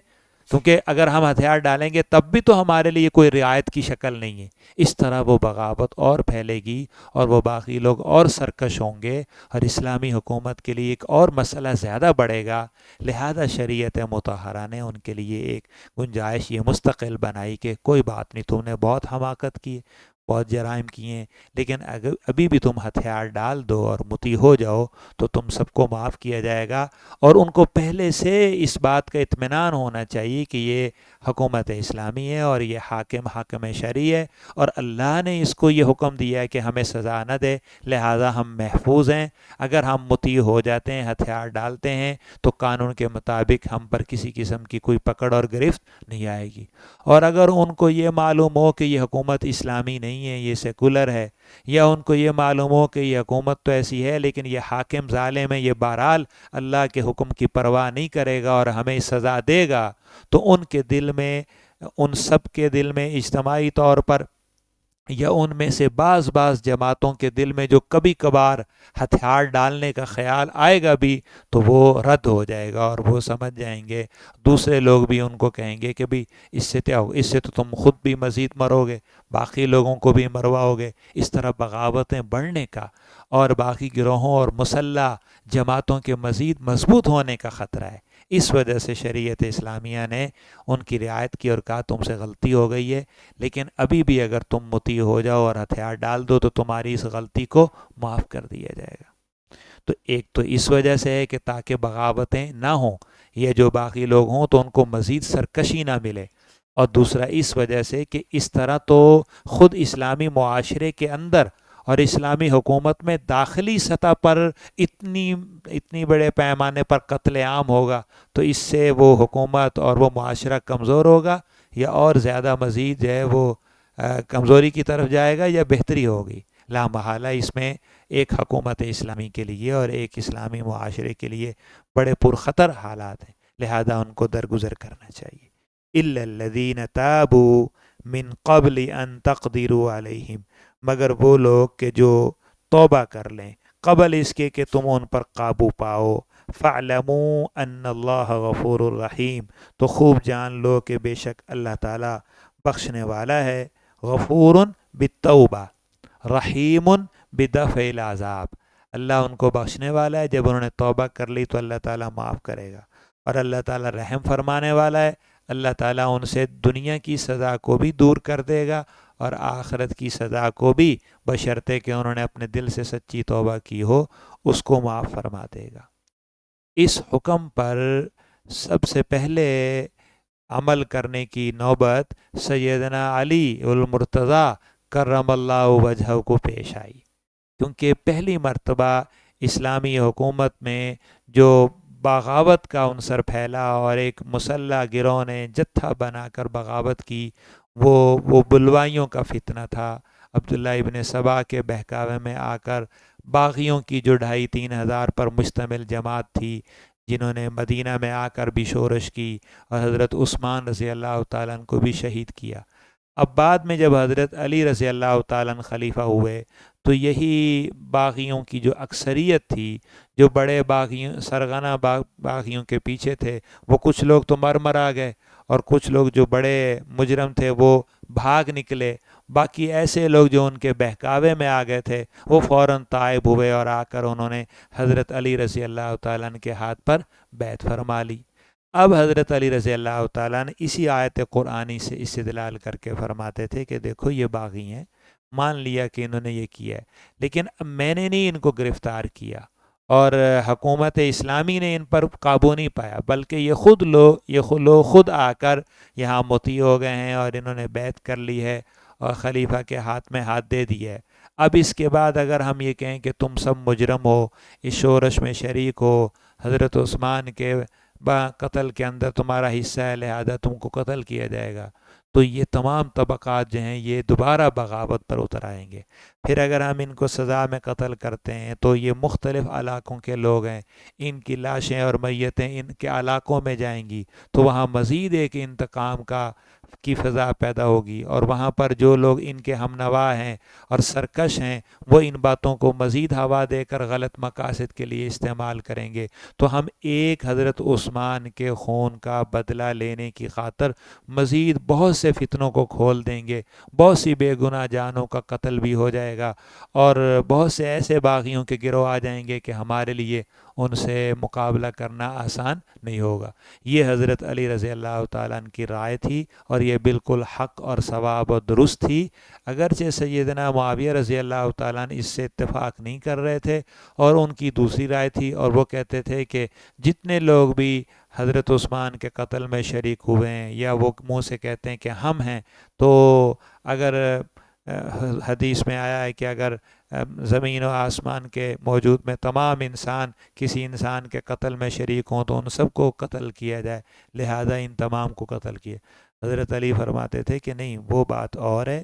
وہ لیکن یہاں پر یہ لوگ مطیع ہو گئے ہیں تو ان کے لیے حکم اور ہے۔ باغیوں کا حکم یہی ہے کہ اگر وہ ہتھیار ڈال دیں تو پھر ان پر بغاوت کی سزا جاری نہ کی جائے۔ بعد میں خود حضرت معاویہ رضی اللہ تعالیٰ عنہ کو بھی اس بات کا احساس ہوا،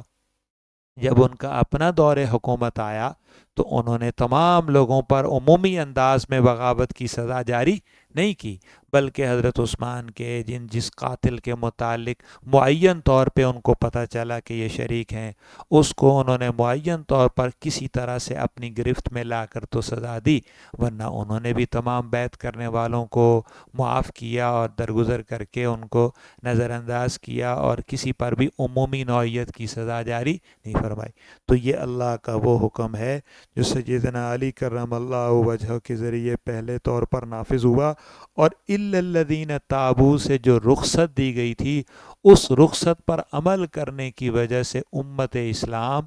بہت بڑے فتنوں سے محفوظ ہو گئی۔ اگرچہ حضرت عثمان رضی اللہ تعالیٰ عنہ کی شہادت کا بڑا حادثہ پیش آیا، لیکن اس کے بعد بہت بڑے بڑے حادثات خدا نخواستہ اس صورت میں ہو سکتے تھے کہ اگر ان لوگوں کے ساتھ سختی سے نمٹا جاتا، لیکن حضرت علی رضی اللہ تعالیٰ عنہ کی فقہی بصیرت، اجتہادی شان اور ان کی استنباط و تفقع کے بلند مقام نے امت کو بہت فتنوں سے محفوظ کر دیا۔ اس وجہ سے ہم کہتے ہیں کہ حضرت علی خلیفہ راشد ہیں، اور حضرت معاویہ رضی اللہ تعالیٰ عنہ وہ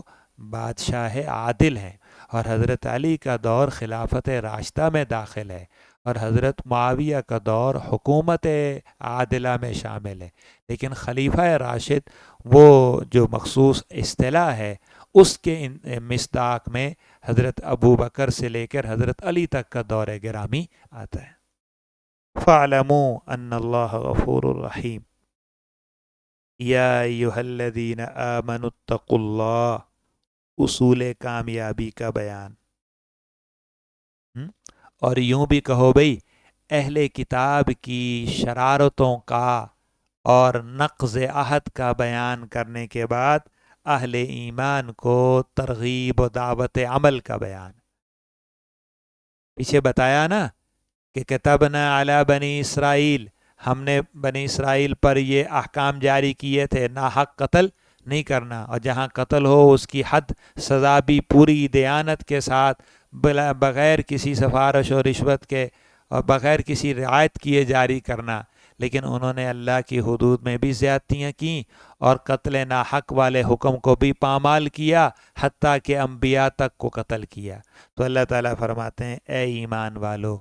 اے اہل ایمان، امت اسلام، امت محمدیہ، تم یہود کی طرح نقض عہد نہیں کرنا، تم نصارہ کی طرح نقض عہد نہیں کرنا، تم ان کی طرح آپس میں قتال نہیں کرنا، ناحق خون نہیں بہانا، اور محاربہ نہیں کرنا، اور زمین میں فساد نہیں کرنا، اور اللہ تعالیٰ کے احکام سے بغاوت نہیں کرنا۔ تو کامیابی کے اصولوں کا بیان، اور اہل کتاب یہود و نصارہ کی قباحتوں اور جرائم اور شرارتوں اور عہد پامالیوں کے ذکر کے بعد اہل ایمان امت مسلمہ کو ایمان و عمل کی دعوت و ترغیب۔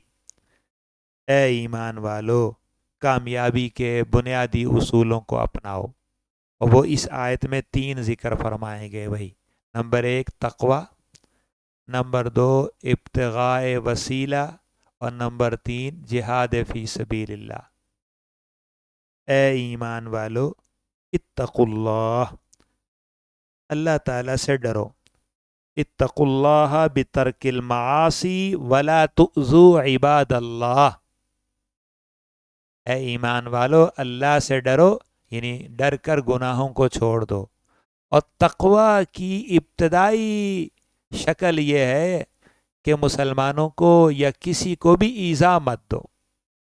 بھئی تقوی کا بلند مقام تو یہ ہے نا کہ کسی کو نفع پہنچانا، خیر الناس من ینفع الناس، لیکن کم از کم درجہ یہ ہے کہ اگر نفع نہیں پہنچا سکتے تو نقصان نہ دینا اور نقصان سے بچانا۔ تو تقوی کا ادنا درجہ یہ ہے کہ تم کسی کو نقصان نہ پہنچاؤ، تو بجائے اس کے کہ تم نفع پہنچانے والے بنو، یہ تو اعلیٰ درجہ ہے۔ اگر یہ نہیں تو نقصان نہ پہنچاؤ، یہ کم درجہ ہے۔ تم اگر اس کے بجائے ناحق قتل کرتے ہو، ناحق مال لوٹتے ہو، تو یہ تو نافرمانی کا قبیح ترین درجہ ہوا۔ غزالی علیہ الرحمہ اس کی وضاحت کرتے ہوئے ایک جگہ ایک احیاء میں ایک باب قائم کرتے ہیں، پھر وہاں فرماتے ہیں کہ اے انسان، اللہ تعالیٰ نے 3 طرح کے حیوانات پیدا فرمائے۔ کچھ ایسے حیوان ہیں، ایسے جانور ہیں جو ہمیشہ نفع کا ذریعہ ہوتے ہیں، ان میں نقصان کا کوئی پہلو نہیں ہے، نقصان نہیں پہنچاتے کسی کو بھی۔ جیسے بکری ہے، گائے ہے، بھینس ہے، ان میں کوئی نقصان ہے؟ اگر یہ زندہ ہیں تو آپ ان کا تب بھی ان سے بچے لے لیں، ان سے دودھ لے لیں، ان سے اور نفع اٹھا لیں۔ اگر آپ ان کو ذبح کر لیں گے تو ان کا خون، گوشت، ہڈی، کھال، بال، ہر چیز سے نفع اٹھا سکتے ہیں۔ تو یہ اپنی زندگی میں بھی نفع کا ذریعہ ہے، ذبح ہونے کے بعد بھی نفع کا ذریعہ ہے، نہ یہ نقصان پہنچاتے ہیں نہ نقصان کا ذریعہ بنتے۔ دوسری قسم کے وہ حیوانات ہیں جو نفع نہیں پہنچاتے لیکن نقصان بھی نہیں دیتے۔ جیسے جنگلات میں رہنے والے حیوانات ہیں، تو ہمیں ان سے کوئی نفع نہیں ہے لیکن ہمیں ان سے کوئی نقصان بھی نہیں ہے۔ ہمارے شہر میں جتنے جرائم ہو رہے ہیں یہ جنگل سے آنے والے درندے کرتے ہیں، یہ شہر میں موجود درندے کرتے ہیں۔ جنگل سے کوئی بھیڑیا، کوئی چیتا، کوئی ہاتھی، انہوں نے تو کچھ نہیں کیا، انہوں نے ہمیں کوئی نقصان نہیں پہنچایا۔ تیسری قسم کے وہ حیوان ہیں وہ کہ جو ہمیشہ نقصان پہنچاتے ہیں، اور ایسا نقصان پہنچاتے ہیں کہ اگر آپ ان کے ساتھ بھلا بھی کریں تب بھی نقصان ہے۔ جیسے سانپ ہے، بچھو ہے، اگر آپ بچھو کو نظر انداز کر دیں اور کہیں کہ کوئی بات نہیں اس کو چھوڑ دو، یاد کرے گا، تو وہ تو آپ کو یاد دلائے گا، وہ تو نہیں چھوڑے گا، وہ تو ڈس لے گا۔ پھر یہ پوری تفصیل کے بعد غزالی فرماتے ہیں کہ اے انسان، اللہ نے تمہیں اشرف المخلوق بنایا ہے، تو تمہارا اخلاق تو حیوانات سے بہت اونچا ہونا چاہیے۔ اور اگر تم اپنے انسانی اخلاق سے اتر کر نیچے ہی آؤ تو تم ان حیوانات کو دیکھ لو نا جو نفع ہی کا ذریعہ ہے، نقصان نہیں پہنچاتے، نفع پہنچاتے ہیں۔ حیوانات میں بھی ایسے ہیں جو نفع پہنچاتے ہیں۔ اگر تم ان کے بلند معیار پہ پورے نہیں اتر سکتے ہو تو چلو پھر ان کی طرح ہو جاؤ جو نہ نفع دیتے ہیں اور نہ نقصان دیتے ہیں۔ تم اگر معاشرے میں، دنیا میں اپنے ارد گرد کے رہنے والے لوگوں کو بھلائی نہیں پہنچا سکتے، نقصان بھی مت کرو، غیبت مت کرو، چغلی مت کرو، فساد مت ڈالو، مال مت لوٹو۔ اور اگر تم یہ بھی نہیں کرتے اور تم نقصان پہنچاتے ہو تو اس کا مطلب یہ کہ تم اب انسان بھی نہیں رہے اور حیوانوں کی بھی ارذل، رذیل ترین، ذلیل ترین قسم میں داخل ہو گئے۔ تم شکل سے تو انسان ہو لیکن اپنے باطن کے اعتبار سے اور اپنی صفات کے اعتبار سے بچھو ہو، ڈسنے والے سانپ ہو، ڈسنے والے بچھو۔ اس لیے ہوتا ہے، آپ کئی لوگوں کے مطالعے کہتے ہیں بھائی وہ تو بہت زہریلا ہے، لوگ عام محاورے سے کہتے ہیں بھائی وہ تو بہت زہریلا ہے، بھائی وہ تو بچھو کی طرح ڈستا ہے، وہ تو سانپ کی طرح ڈستا ہے. بھئی وہ تو دو منہ والا سانپ ہے، ادھر سے بھی ڈستا ہے ادھر سے بھی ڈستا ہے، دو دو چہرے رکھتا ہے. بعض الاقاربی کالعقارب، مشہور محاورہ ہے کہ بعض اقارب جو ہیں وہ عقارب ہیں، بعض قریبی رشتہ دار جو ہیں وہ بچھو کی طرح ہوتے ہیں اور ڈسنے والے ہوتے ہیں. تو ایسے انسان جو انسان کے انسانیت کے لیے ڈسنے والے ہوں، نقصان پہنچانے والے ہوں، تو وہ انسانی شکل میں سانپ، بچھو، بھیڑیا، درندہ ہوتے ہیں. اے ایمان والو، اللہ سے ڈرو گناہوں کے چھوڑ دینے کے ساتھ، اور مخلوق کو، اللہ کے بندوں کو ایذا مت دو. تمہاری تو شان بہت بلند ہے، تمہیں تو مخلوق کے لیے نفع رسانی کے لیے بھیجا گیا. خیر امت اخرجت للناس خیر الناس من ينفع الناس. تو تم اس کو چھوڑ کر کیا یہ کرو گے؟ ناحق قتل کرو گے، محاربہ کرو گے، سرقہ کرو گے؟ یہ تو بہت بیہودہ باتیں ہیں. تمہیں تو بلند مقام پہ آنا چاہیے تقویٰ کے معیار پر، ایسا کہ تم اللہ کے بندوں کو تکلیف مت دو. ایک. دوسرا، وابتغوا الیہ الوسیلہ، اور تلاش کرو اللہ تک وسیلہ، تلاش کرو اللہ تک وسیلہ. وسیلتن فعیلتن کا وزن ہے بھی، جیسے شریفتن. تو وسیلہ یہ اس میں صفت ہے، مصدر نہیں ہے. اور وسیلہ کا معنی التی بہا یتوسل الی اللہ ویتقرب الی اللہ، وہ چیز جو اللہ تک پہنچنے کا وسیلہ بنے، ذریعہ بنے، اللہ کے قرب کا ذریعہ بنے. اب معنی یہی ہوگا کہ تم تلاش کرو اللہ کے ذرائع قرب، تم تلاش کرو اللہ تعالیٰ کے وسائل تقرب. تو اللہ تعالیٰ کا قرب کن ذرائع سے ملتا ہے؟ اللہ تعالیٰ کی اطاعت کے اعمال کے ذریعے. اب معنی یہ ہوگا ابتغوا الیہ الوسیلہ بفعل الطاعات وامتثال الاوامر واجتناب النواہی،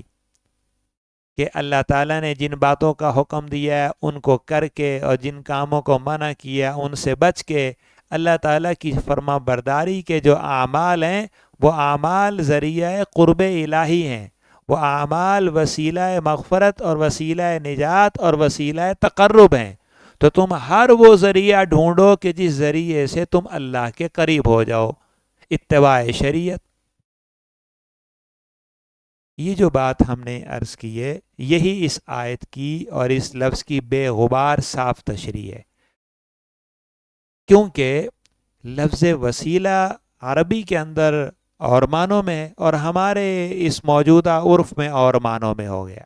عربی میں تو وسیلہ اسی معنی میں جو میں نے بتایا کہ ما یتقرب بہا الی اللہ ویتوسل بہا الی اللہ، وہ اسباب، وہ ذرائع، وہ وسائل جن کے ذریعے سے اللہ تعالیٰ کا تقرب پایا جائے.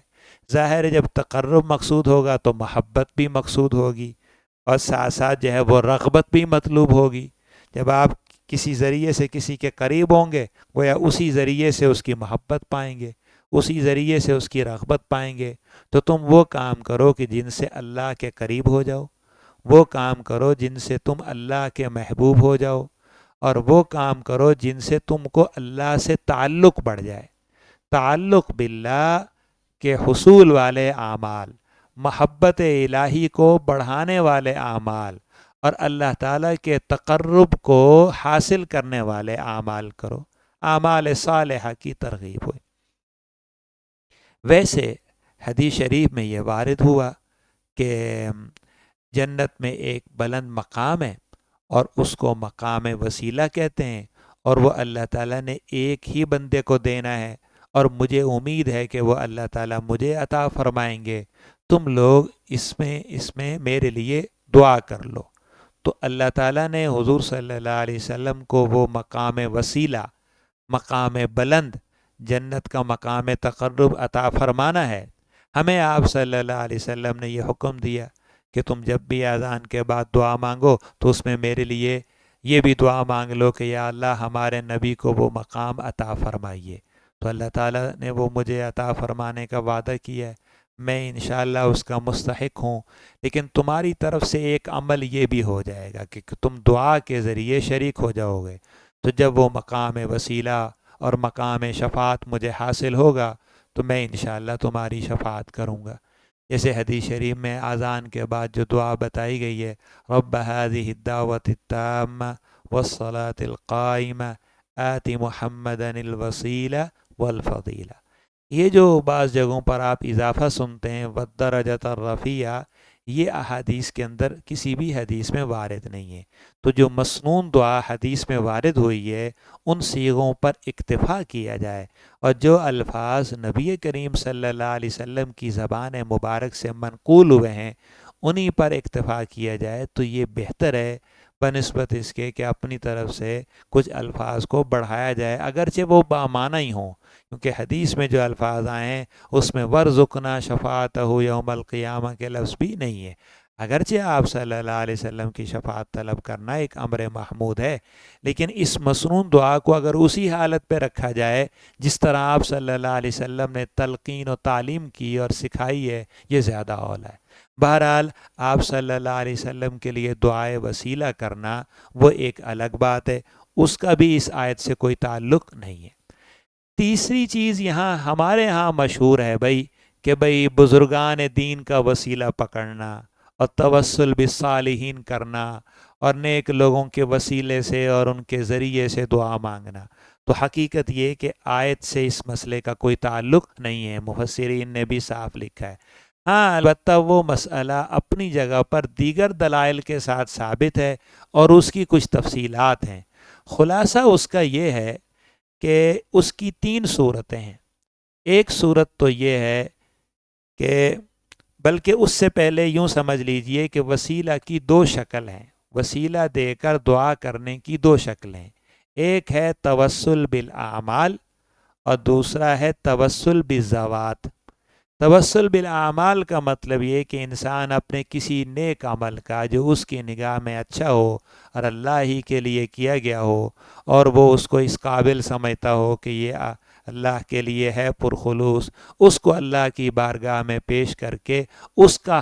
حوالہ دے کر اپنی کسی دعا اور ضرورت کی قبولیت کے لیے مانگے، یہ درست ہے اور سب حضرات اس کے قائل ہیں، اور اس کی دلیل حدیث الغار ہے جو صحیحین بخاری مسلم میں آئی ہے کہ 3 آدمی ایک سفر کے دوران میں بارش ہو گئی، آندھی آئی اور وہ ایک غار میں گھس گئے کہ ذرا تھوڑی دیر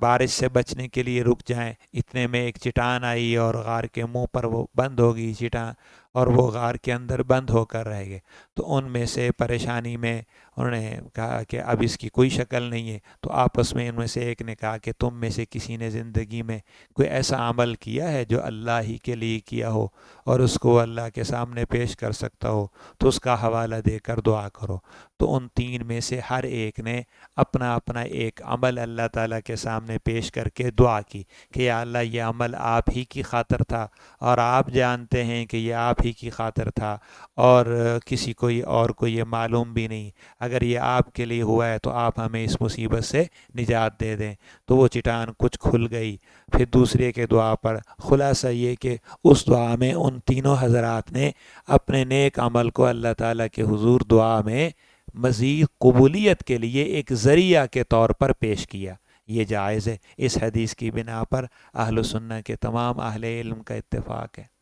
دوسری صورت یہ ہے کہ وسیلہ بالاشخاص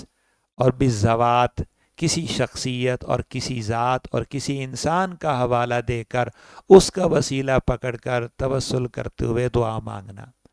اس میں پھر تھوڑا اور بات آگے بڑھ کر یوں پھیلی کہ آیا وہ جو اشخاص جن کا توسل ہو رہا ہے وہ زندہ ہیں یا مرحومین، یعنی دنیا سے رخصت ہو گئے ہیں؟ تو اس بارے میں ایک موقف یہ آیا کہ جو زندہ بزرگان ہیں، نیک لوگ ہیں، اگر کوئی شخص کسی زندہ شخصیت کو اپنی نگاہ میں نیک سمجھتا ہو، اللہ تعالیٰ کا مقرب اور بہتر، پھر اس کا حوالہ دے کر اللہ تعالیٰ سے دعا مانگے تو یہ جائز ہے۔ اس کی دلیل وہ صحیح بخاری ہی میں حضرت عمر رضی اللہ تعالیٰ عنہ کا ایک واقعہ نقل کرتے ہیں کہ ایک مرتبہ بارش کافی دنوں تک نہیں ہوئی تھی اور قحط ہوا تھا، تو حضرت عمر رضی اللہ تعالیٰ نے اپنے ساتھ حضور صلی اللہ علیہ وسلم کے چچا حضرت عباس رضی اللہ تعالیٰ عنہ کو کھڑا کیا، پھر اللہ تعالیٰ سے دعا کرتے ہوئے کہا کہ یا اللہ، ہم حضور صلی اللہ علیہ وسلم کے چچا حضرت عباس کا وسیلہ دے کر آپ کو درخواست کرتے ہیں کہ آپ ہمیں بارش عطا فرمائیے۔ بعض لوگوں نے اس کا مطلب یہ سمجھا کہ اس سے معلوم ہوتا ہے کہ زندہ ذات و شخصیت کا ذریعہ بنانا ٹھیک ہے، جو لوگ دنیا سے رخصت ہو گئے ان کا ٹھیک نہیں ہے۔ جیسے کہ حضور صلی اللہ علیہ وسلم رخصت ہو گئے تو اب ان کا وسیلہ دینا اور ذریعہ بنانا ٹھیک نہیں ہے، ورنہ تو حضرت عمر کو چاہیے تھا کہ حضرت عباس کے بجائے حضور صلی اللہ علیہ وسلم کا توسل کرتے، لیکن شاید ان کی نگاہ اس طرف نہیں گئی کہ ہم اس کو ایک دوسرے پہلو سے یوں بھی تو سوچ سکتے ہیں کہ جو حضور صلی اللہ علیہ وسلم کا توسل کرنا تو اس کے جواز میں تو کوئی شبہ ہی نہیں، اور حضرت عمر رضی اللہ تعالیٰ عنہ کو اس میں کوئی کلام ہی نہیں۔ آپ یہ تعلیم دینا چاہتے تھے کہ زندہ بزرگوں میں بھی کسی پر اعتماد کر کے حسن ظن کر کے ان کو اللہ کے دربار میں پیش کرنا بطور حوالہ کے جائز ہے، کیونکہ زندہ حضرات کے متعلق ہم تھوڑا بہت تزکیہ تو کر سکتے ہیں، حسن ظن تو کر سکتے ہیں، لیکن خاتمہ کیا ہوگا، انجام کیا ہوگا، آگے چل کے کیا ہے، ان کی خلوت کیا ہے، وہ اور ان کا رب بہتر جانتا ہے۔ تو شاید حضرت عمر رضی اللہ تعالیٰ عنہ یہ تعلیم دے رہے ہوں کہ آپ صلی اللہ علیہ وسلم کی ذات والا صفات کا تو کیا کہنا، آپ کی تو ذات بہت اونچی ہے، لیکن ہم اپنے درمیان زندہ اور موجود شخصیات میں سے بھی کسی شخصیت کے متعلق انتہائی حسن ظن سے کام لے کر ان کے نام کو اللہ تعالیٰ کے ہاں بطور حوالہ پیش کر کے ان کے وسیلے کے ساتھ دعا مانگیں تو یہ ٹھیک ہے۔ پھر اس کے ساتھ ساتھ یہاں دیکھیں کہ حضرت عباس کو بھی تمام صحابہ سے جو منتخب کر کے وہ ان کو اپنے ساتھ کر کے ان کا ذریعہ بنا رہے ہیں، تو اس میں بھی تو اصل بنیادی بات قرابت نبوی ہوئی کہ یہ نبی کریم صلی اللہ علیہ وسلم کے چچا جان ہیں اور آپ سے بڑی قرابت رکھتے ہیں، تو قرابت نبوی اور حب نبوی اور ذات نبوی صلی اللہ علیہ وسلم کا واسطہ دے کر ہی وہ اللہ تعالیٰ سے دعا مانگ رہے ہیں۔ اسی طرح اگر کوئی شخص جو ہے وہ حضور صلی اللہ علیہ وسلم کا حوالہ دے کر یا کسی نیک ہستی کا حوالہ دے کر اللہ تعالیٰ سے دعا کرتا ہے، تو اس دعا میں بھی اس کا مطلب یہی ہوتا ہے کہ یا اللہ، میں عاجز ہوں اور میرے پاس کوئی عمل نہیں ہے، میرا کوئی عمل آپ کے پاس پیش کرنے کے قابل نہیں ہے، بس میں حضور صلی اللہ علیہ وسلم پر ایمان لایا ہوں، آپ صلی اللہ علیہ وسلم سے محبت کرتا ہوں، تو اس ایمان کی وجہ سے اور اس محبت کے تعلق کی وجہ سے اور حضور صلی اللہ علیہ وسلم کے ادنا امتی ہونے کی وجہ سے مجھ پر فضل فرمائیے اور میری اس دعا کو قبول فرمائیے۔ تو اس میں بھی اگر آپ گہرائی سے جائزہ لیں گے تو وہ ایک عمل ہی کو اللہ کے سامنے پیش کر رہا ہے، لیکن وہ عمل ذاتی عمل پیش کرنے کے بجائے آپ صلی اللہ علیہ وسلم پر ایمان جو انشاءاللہ یقینی درجے میں موجود ہے۔ اپنے دیگر اعمال کے بارے میں آدمی کو اتنا اطمینان نہیں ہے اور نہ وہ یقین سے ان کو اللہ کے سامنے پیش کرنے کے قابل سمجھتا ہے، یا حضور صلی اللہ علیہ وسلم سے محبت، تو ظاہر ہے کہ آپ صلی اللہ علیہ وسلم سے محبت یہ ایک عمل بھی ہے اور اعمال میں سے سب سے بڑا عمل ہے۔ تو جو لوگ توسل بالاعمال کو جائز قرار دیتے ہیں تو وہ اس پہ غور فرمائیں کہ یہ بھی تو ایک عمل ہے۔ آپ صلی اللہ علیہ وسلم کی ذات میں بھی اس ذات اقدس پر ایمان لانا اور آپ سے محبت کرنا اور آپ سے ادنا امتی ہونے کا حوالہ دے کر انہی دو تین باتوں اور ان دو تین اعمال کو پیش کر کے دعا کرنا ہے۔ تو اگر وہ درست ہے تو اس کے درست ہونے میں بھی کوئی کلام نہیں ہونا چاہیے۔ اس کے بعد جو توسل کی جو شکل ہے اس میں ایک صورت تو یہ ہے کہ کوئی شخص جو ہے وہ کسی بزرگ کا، انبیاء کا، اولیاء کا، نیک لوگوں کا یہ حوالہ دے کر اللہ تعالیٰ سے دعا کرے۔ پہلی صورت تو یہ جو میں نے ابھی ذکر کی ہے، تو یہ تو بالاتفاق جائز ہے اہل سنہ کے ہاں کہ دعا اللہ تعالیٰ سے کی جائے، لیکن بطور حوالہ کے یا بطور وسیلہ کے، بطور ایک ذریعہ کے پیغمبر کا یا سید الانبیاء صلی اللہ علیہ وسلم کا یا بزرگان دین میں سے کسی کا حوالہ دیا جائے کہ یا اللہ ان کی برکت سے یا ان کا آپ کے ہاں بہت بلند مقام ہے اور ہمیں ان سے محبت ہے، اس محبت کے نتیجے میں آپ اس دعا کو قبول فرمائیں، تو یہ دعا اس طرح مانگنا جائز ہے۔ لیکن یہ اس طرح دعا مانگنا فرض نہیں ہے، واجب نہیں ہے، لازم نہیں ہے۔ اگر کوئی وسیلہ دیے بغیر براہ راست کوئی بندہ اللہ تعالیٰ سے خود سے دعا مانگے تو اس میں بھی کوئی کلام نہیں ہے، یہ بھی دعا کا ایک مسنون اور متوارث اور منقول طریقہ ہے، اور انشاءاللہ اس طرح بھی اللہ تعالیٰ سے قبولیت کی امید ہے۔ دوسری صورت اس کا بالکل الٹ کر لیں، وہ کیا ہے کہ کسی بزرگ سے یا ولی سے یا نیک آدمی سے یا حتیٰ کہ کسی پیغمبر سے براہ راست ان سے مراد طلب کرنا۔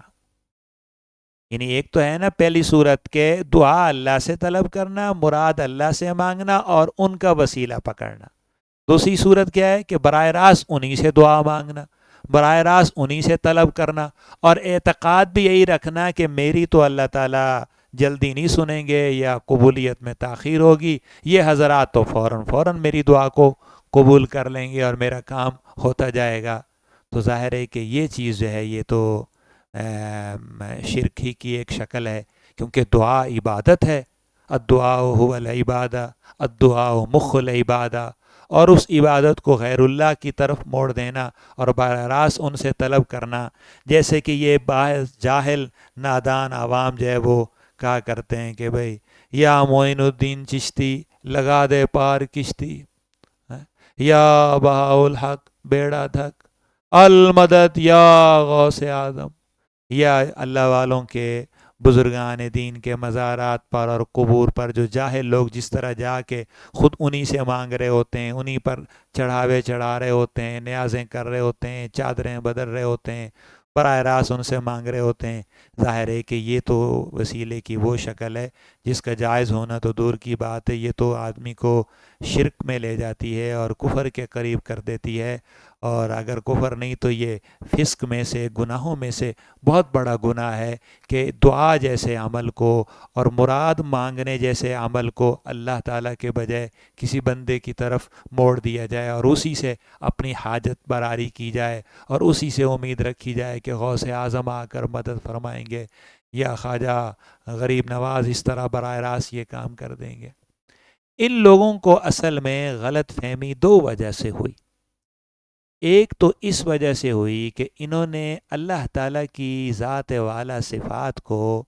ایک عام انسانی بادشاہت کے نظام پر قیاس کر لیا، اور یہ سوچا کہ جیسے ایک بادشاہ ہوتا ہے اور بادشاہ کے وزیر اور مصاحب ہوتے ہیں، اور ہمیں بادشاہ کے دربار میں داخلہ نہیں ملتا، اور ہم جو ہے وہ اس وزیر کو اپنی پرچی دیتے ہیں اور وہ بادشاہ کے پاس پہنچاتا ہے، تب جا کے کام بنتا ہے۔ جیسے بعض جاہل لوگ مثال دیتے ہیں، دیکھیں جی اگر چھت پہ چڑھنا ہو تو سیڑھی لگانا ضروری ہے نا، بغیر سیڑھی کے تو چھت پہ نہیں جا سکتے۔ اسی طرح اللہ سے کوئی چیز لینی ہو، مانگنی ہو تو بزرگان دین کا ذریعہ دینا تو ضروری ہے، بغیر اس کے تو نہیں ہو سکتا۔ تو انہوں نے اللہ تعالیٰ کی ذات قدوس کو اس پر قیاس کر لیا ہے کہ جس طرح بادشاہ کے وزراء ہوتے ہیں، مصاحبین ہوتے ہیں، دربان ہوتے ہیں، ان سے اجازت لے کر ان کے ذریعے واسطے سے اندر داخلہ ملتا ہے، اسی طرح وہاں بھی ہے، حالانکہ اللہ سبحانہ و تعالیٰ اس طرح کی تمام باتوں سے پاک ہیں۔ دوسرا، انہوں نے نادانی سے یہ سمجھ لیا ہے کہ جس طرح ایک بادشاہ ہوتا ہے تو اس کو اپنی بادشاہت کا نظام چلانے میں جو اپنے ساتھ معاونین ہوتے ہیں اور اہم رفقا ہوتے ہیں، اور وہ اپنے شعبوں کو بانٹ دیتا ہے اور اختیارات کو تقسیم کر دیتا ہے کہ یہ کام فلاں کے سپرد ہے، بھئی میرے پاس نہیں آؤ، میں نے یہ فلاں کو دے دیا ہے، اسی سے رجوع کرو۔ تو یہاں بھی وہ یہ سمجھتے ہیں کہ حضرت غوث اعظم کو یہ اختیارات دے دیے گئے ہیں، فلاں بزرگ کو یہ اختیارات دے دیے گئے ہیں، فلاں بزرگ جو ہے وہ بیٹے دیتا ہے، بیٹی دیتا ہے، جو چاہو لے لو۔ یہ بھی نادانی ہے۔ اللہ سبحانہ و تعالیٰ کو نظم کائنات چلانے میں نہ رفقا کی ضرورت ہے، نہ معاونین کی ضرورت ہے، نہ اختیارات تقسیم کرنے کی ضرورت ہے، نہ اپنے منصب عالی کو بانٹنے کی حاجت ہے۔ اللہ اکیلے ہی قادر مطلق خالق کل علام الغیوب والشہادہ ہیں، اور دنیا کے تمام انسان اگر ایک جگہ جمع ہو جائیں اور بیک وقت وہ اپنی الگ الگ دعائیں طلب کریں تو اللہ تعالیٰ ان سب کی دعاؤں کو بھی سنتے ہیں اور ان سب کو ان کی مطلوبہ چیز دینے پر بھی قادر ہیں، اور اس سے اللہ تعالیٰ کے خزانوں میں کوئی کمی بھی واقع ہونے والی نہیں ہے۔ دو صورتیں ہو گئیں۔ تیسری صورت یہ ہے کہ نہ تو براہ راست اللہ تعالیٰ سے مانگی جائے دعا، نہ براہ راست ان سے مانگی جائے دعا، بلکہ کسی انسان سے درخواست کی جائے کہ وہ ہمارے لیے اللہ سے دعا مانگے۔ یہ بالکل درمیان کی شکل ہو گئی۔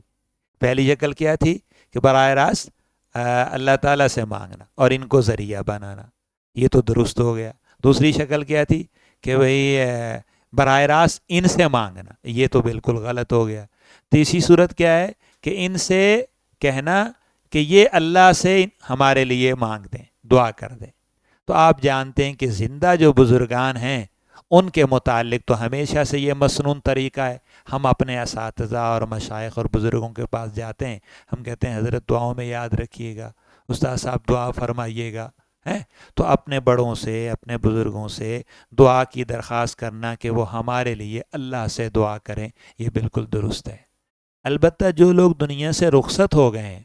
ان میں خاص طور پہ انبیاء علیہ السلام، بالخصوص سرور عالم صلی اللہ علیہ وسلم، تو چونکہ آپ کی ذات مبارک تو ایسی ہے کہ اللہ تعالیٰ نے آپ کو عالم برزخ میں حیات عطا فرمائی ہے، اور وہ حیات جو ہے وہ روحانی بھی ہے، معنوی بھی ہے، برزخی بھی ہے، اور حیات جسمانی بھی ہے، اس معنی میں کہ عالم برزخ میں آپ صلی اللہ علیہ وسلم کے جسد مبارک کو حیات حاصل ہے، اور اللہ کی طرف سے جو انوارات، فیوزات، انعامات، تجلیات، برکات نازل ہو رہی ہیں ان سے آپ کا جسد مبارک بھی مستفیض ہو رہا ہے۔ تو آپ جسد و روح کے اس تعلق کے ساتھ فائز الحیات ہیں، اور اس بنا پر جو آپ کی قبر اطہر پر حاضر ہوتا ہے اور سلام عرض کرتا ہے تو آپ صلی اللہ علیہ وسلم اس سلام کا جواب عنایت فرماتے ہیں۔ اس کے ساتھ اگر کوئی شخص حضور صلی اللہ علیہ وسلم سے وہاں پر یہ عرض کرے کہ یا رسول اللہ آپ ہمارے لیے اللہ تعالیٰ سے دعا فرما دیجئے،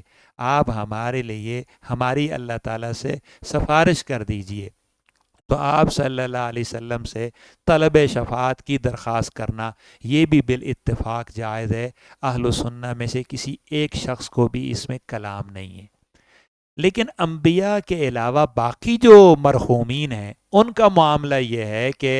آیا وہ ہماری دعاؤں کو سنتے ہیں یا نہیں سنتے، اور اگر کلام کو وہ سنتے ہیں تو جواب دیتے ہیں یا نہیں دیتے، پھر اگر وہ جواب دیتے ہیں تو ان کا جواب دینا نہ دینا یہ ہمارے علم میں بھی نہیں آتا، یہ بالکل ایک مبہم سی صورت ہے۔ پھر صحابہ کرام اور خیر القرون کے لوگوں میں اس بات کا کوئی رواج نہیں ملتا کہ وہ اپنے مرحوم بزرگوں کی قبور پہ گئے ہوں اور وہاں جا کر انہوں نے ایصال ثواب کے علاوہ اور ان کے لیے دعائے مغفرت کرنے کے علاوہ مزید ان سے اپنے لیے دعا کرنے کا کہا ہو، ایسا نہیں ہے۔ جب اس چیز کا ثبوت اور بالکل کوئی توارث اور کوئی تعامل اور کوئی طریق نہیں ہے تو لہذا جو حضرات دنیا سے رخصت ہو گئے ہیں ان سے براہ راست دعا کی درخواست کرنا اور یہ کہنا کہ آپ ہمارے لیے اللہ تعالیٰ سے دعا کر دیں، یہ ایک مبہم اور مہمل عمل ہے۔ البتہ اللہ تعالیٰ سے دعا کرنا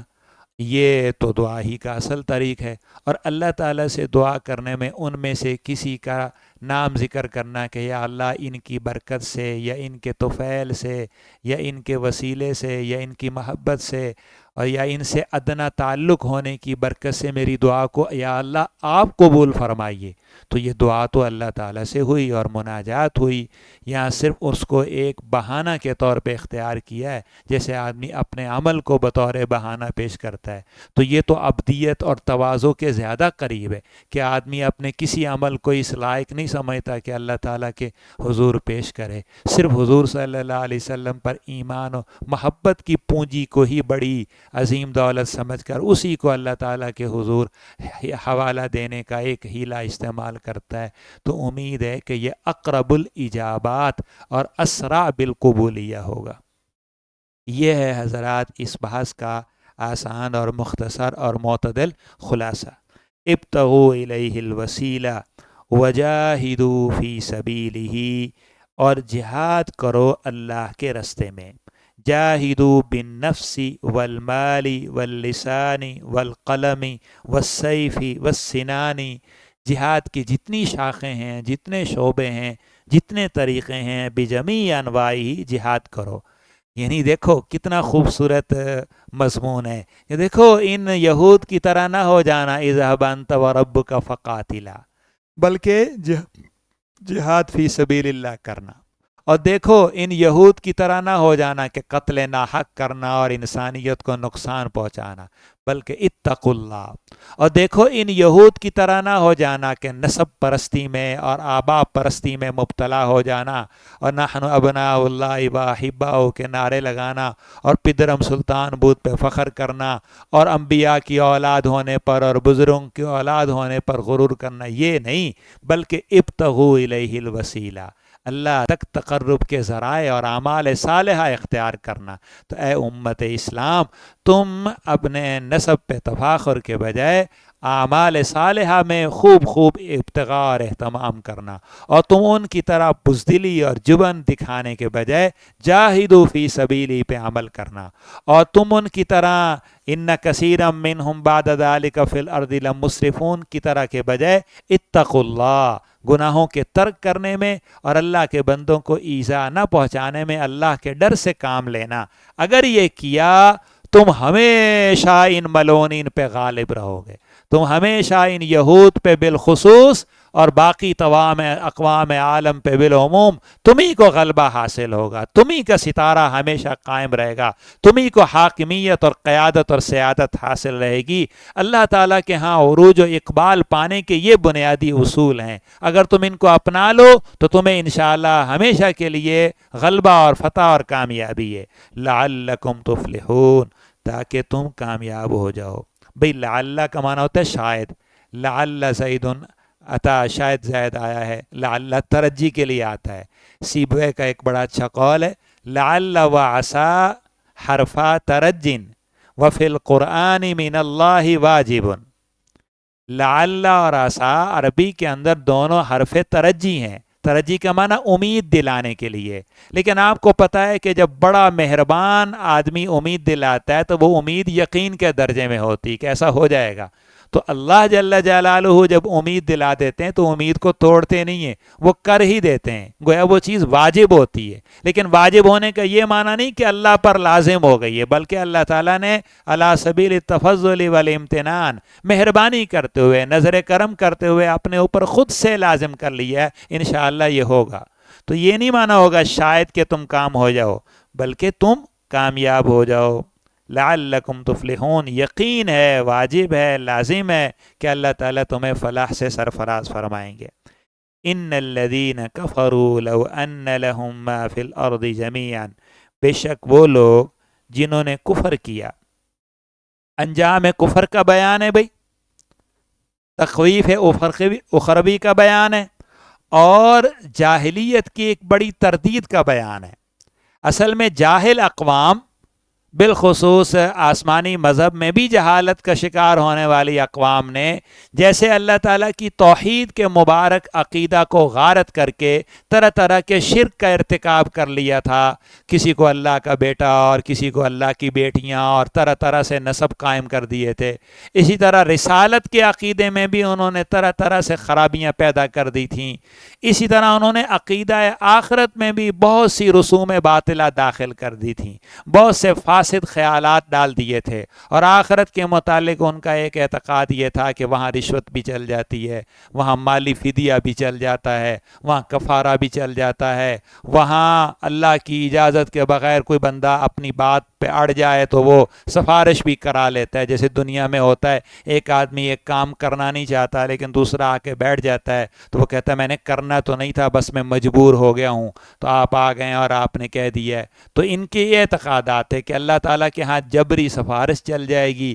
اللہ تعالیٰ کے ہاں فدیہ چل جائے گا، رشوت چل جائے گی. خود جو ہے یہودیت میں بھی اس طرح کے خیالات پائے جاتے تھے، عیسائیت کا عقیدہ کفارہ وغیرہ بھی اسی بنیاد پہ کھڑا ہے. دیگر مذاہب میں بھی یہی تھا کہ ان کے ذہنوں میں آخرت کا ایک دھندلا سا تصور تھا کہ حشر کا دن قائم ہوگا، کوئی حساب ہوگا. لیکن جیسے دنیا میں عدالتوں میں کارروائیاں ہوتی ہیں تو مجرم کے چھوٹنے کی بہت ساری شکلیں بن جاتی ہیں، رشوت دے دی، سفارش کر دی، چھڑا لیا، اسی طرح وہاں بھی اس طرح کے ٹوٹکوں سے کام چل جائے گا. تو اللہ سبحانہ و تعالیٰ فرماتے ہیں نانا ایسا نہیں. ان الذین کفروا، بے شک وہ لوگ جو کافر ہیں، لو ان لہم ما فی الارض، لو ان لہم لو ان لکل واحد منہم، اگر ان میں سے ہر ایک کو، سب مل کر نہیں، ایک آدمی کے پاس، ما فی الارض جمیعا، جو کچھ زمین میں ہے سب اس کے ہاتھ آ جائے. ما موصولہ برائے ابہام، اور اس ابہام میں اتنی تعمیم ہے جتنا آپ تصور کر سکتے ہیں. جو کچھ زمین پر اور زمین کے نیچے اور زمین کے اوپر آسمانوں کے درمیان تک موجود ہے، زمین کے سارے اوپر میں موجود خزانے اور زمین کے اندر چھپے ہوئے تمام دفینے، تمام دفائن، تمام خزائن، اور زمین میں پھیلی ہوئی تمام جو کچھ زمین میں ہے سب کا سب اس کے پاس ہو، بلکہ مثلہ معہ، اتنا اور بھی، جتنا یہ ہے سب کا سب اتنا اور بھی ہو جائے، دگنا ہو جائے، تو زمین و آسمان کے مابین میں جو کچھ مال و دولت، اسباب، وسائل، دفائن، خزائن، سب اس کے ہاتھ آ جائیں، اور جتنے وہ ہوں اتنے اور بھی مل کر دگنے ہو جائیں، اور پھر وہ یہ کہیں کہ ہم یہ سب پیش کر دیتے ہیں اور ہم عذاب جہنم سے نجات پا لیتے ہیں. لیفتدوا به من عذاب یوم القیامہ ما تقبل منہم، وہ چاہیں کہ اس کے ذریعے سے وہ فدیہ دے دیں، معاوضہ دے دیں قیامت کے دن، تو ان سے یہ فدیہ قبول نہیں کیا جائے گا. وَلَهُمْ عَذَابٌ أَلِيمٌ، اور ان کے لیے بڑا تکلیف دہ عذاب ہوگا. حدیث شریف میں عجیب بات وارد ہے، فرمایا اللہ تعالیٰ ایک کافر کو کھڑا کریں گے اور اس سے کہیں گے تمہیں اس عذاب میں ڈالا جائے گا، تم اس کے مستحق ہو، تو تم کیا چاہتے ہو؟ تو وہ کہے گا یا اللہ زمین میں جو کچھ موجود ہے اگر وہ سب آپ مجھے دے دیں تو میں وہ آپ کو پیش کر دوں گا کہ آپ وہ لے لیں اور اس کی جگہ پر مجھے اس سے بچا لیں. تو اللہ تعالیٰ فرمائیں گے تم جھوٹ کہتے ہو، میں نے تمہیں اس سے زیادہ آسان بات کا کہا تھا، اگر تم اس کو کر لیتے تو آپ نجات پا جاتے. وہ کہے گا یا اللہ وہ کیا؟ تو اللہ تعالیٰ فرمائیں گے میں نے یہی کہا تھا لا الہ الا اللہ کہہ لو، میری توحید پر ایمان لے آؤ اور شرک سے باز آ جاؤ. اگر تم ایمان لے آئے ہوتے اور شرک کے ظلم عظیم کا ارتکاب نہ کیے ہوتے تو آج تم ابتداءً بھی جہنم میں جانے سے بچ سکتے تھے. میں اپنے قانون کے مطابق رعایت کرتا، اور اگر چلے بھی جاتے تو کچھ مدت کے بعد میں اپنے قانون کے مطابق تمہیں نکال دیتا. لیکن اب تم ابدی عذاب میں میرے بتائے ہوئے قانون کے مطابق ہو، تو تم جو زمین و آسمان اور جو کچھ ان کے درمیان ہے سب اب پیش کرنے کی بات کر رہے ہو، میں نے تو آسان بات کا تم سے مطالبہ کیا تھا. وَلَهُمْ عَذَابٌ أَلِيمٌ، اور ان کے لیے دردناک عذاب ہے. حضور صلی اللہ علیہ وسلم کا ایک عجیب ارشاد ہے دوستو، آپ نے فرمایا ان اہون اہل النار عذابا یوم القیامہ رجل یوضع فی اخمص قدمیہ جمرتان من النار یغلی بہما دماغہ وہو یرا انہ اشد الناس عذابا. آپ نے فرمایا ہے کہ قیامت کے دن جہنم میں سب سے ہلکا ترین عذاب جس جہنمی کو ہوگا وہ یہ ہوگا کہ اللہ تعالیٰ اس کو آگ کے دو جوتے پہنا دیں گے. جیسے چمڑے کا جوتا ہوتا ہے ایسے آگ کا جوتا ہوگا، اور وہ آگ کا جوتا اس پاؤں کے تلوے کو گرم کرے گا، اور اس کی گرمی کی وجہ سے اس کا دماغ ابلے گا، اس کا دماغ گھومے گا اور جلے گا، اور تو وہ یہ سمجھے گا کہ سب سے زیادہ عذاب مجھ کو ہو رہا ہے، سب سے زیادہ تکلیف میں ہوں، حالانکہ وہ تمام اہل جہنم میں سے سب سے زیادہ خفیف ترین عذاب سے دو چار ہوگا. تو جب یہ ایک عام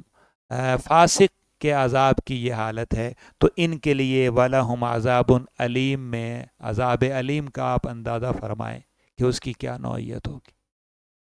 یریدون ان یخرجوا من النار، یریدون اے یطلبون ویتمنون،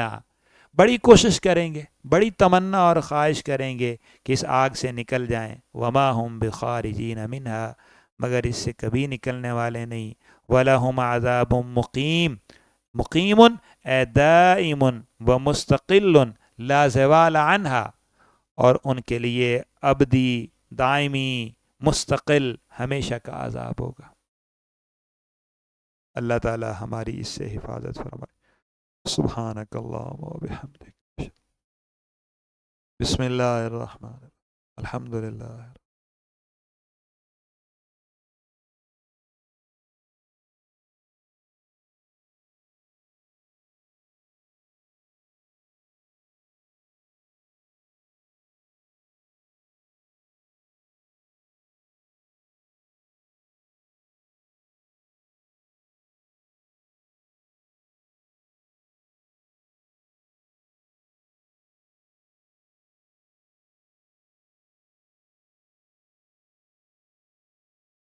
صلی اللہ علیہ وسلم، آمین۔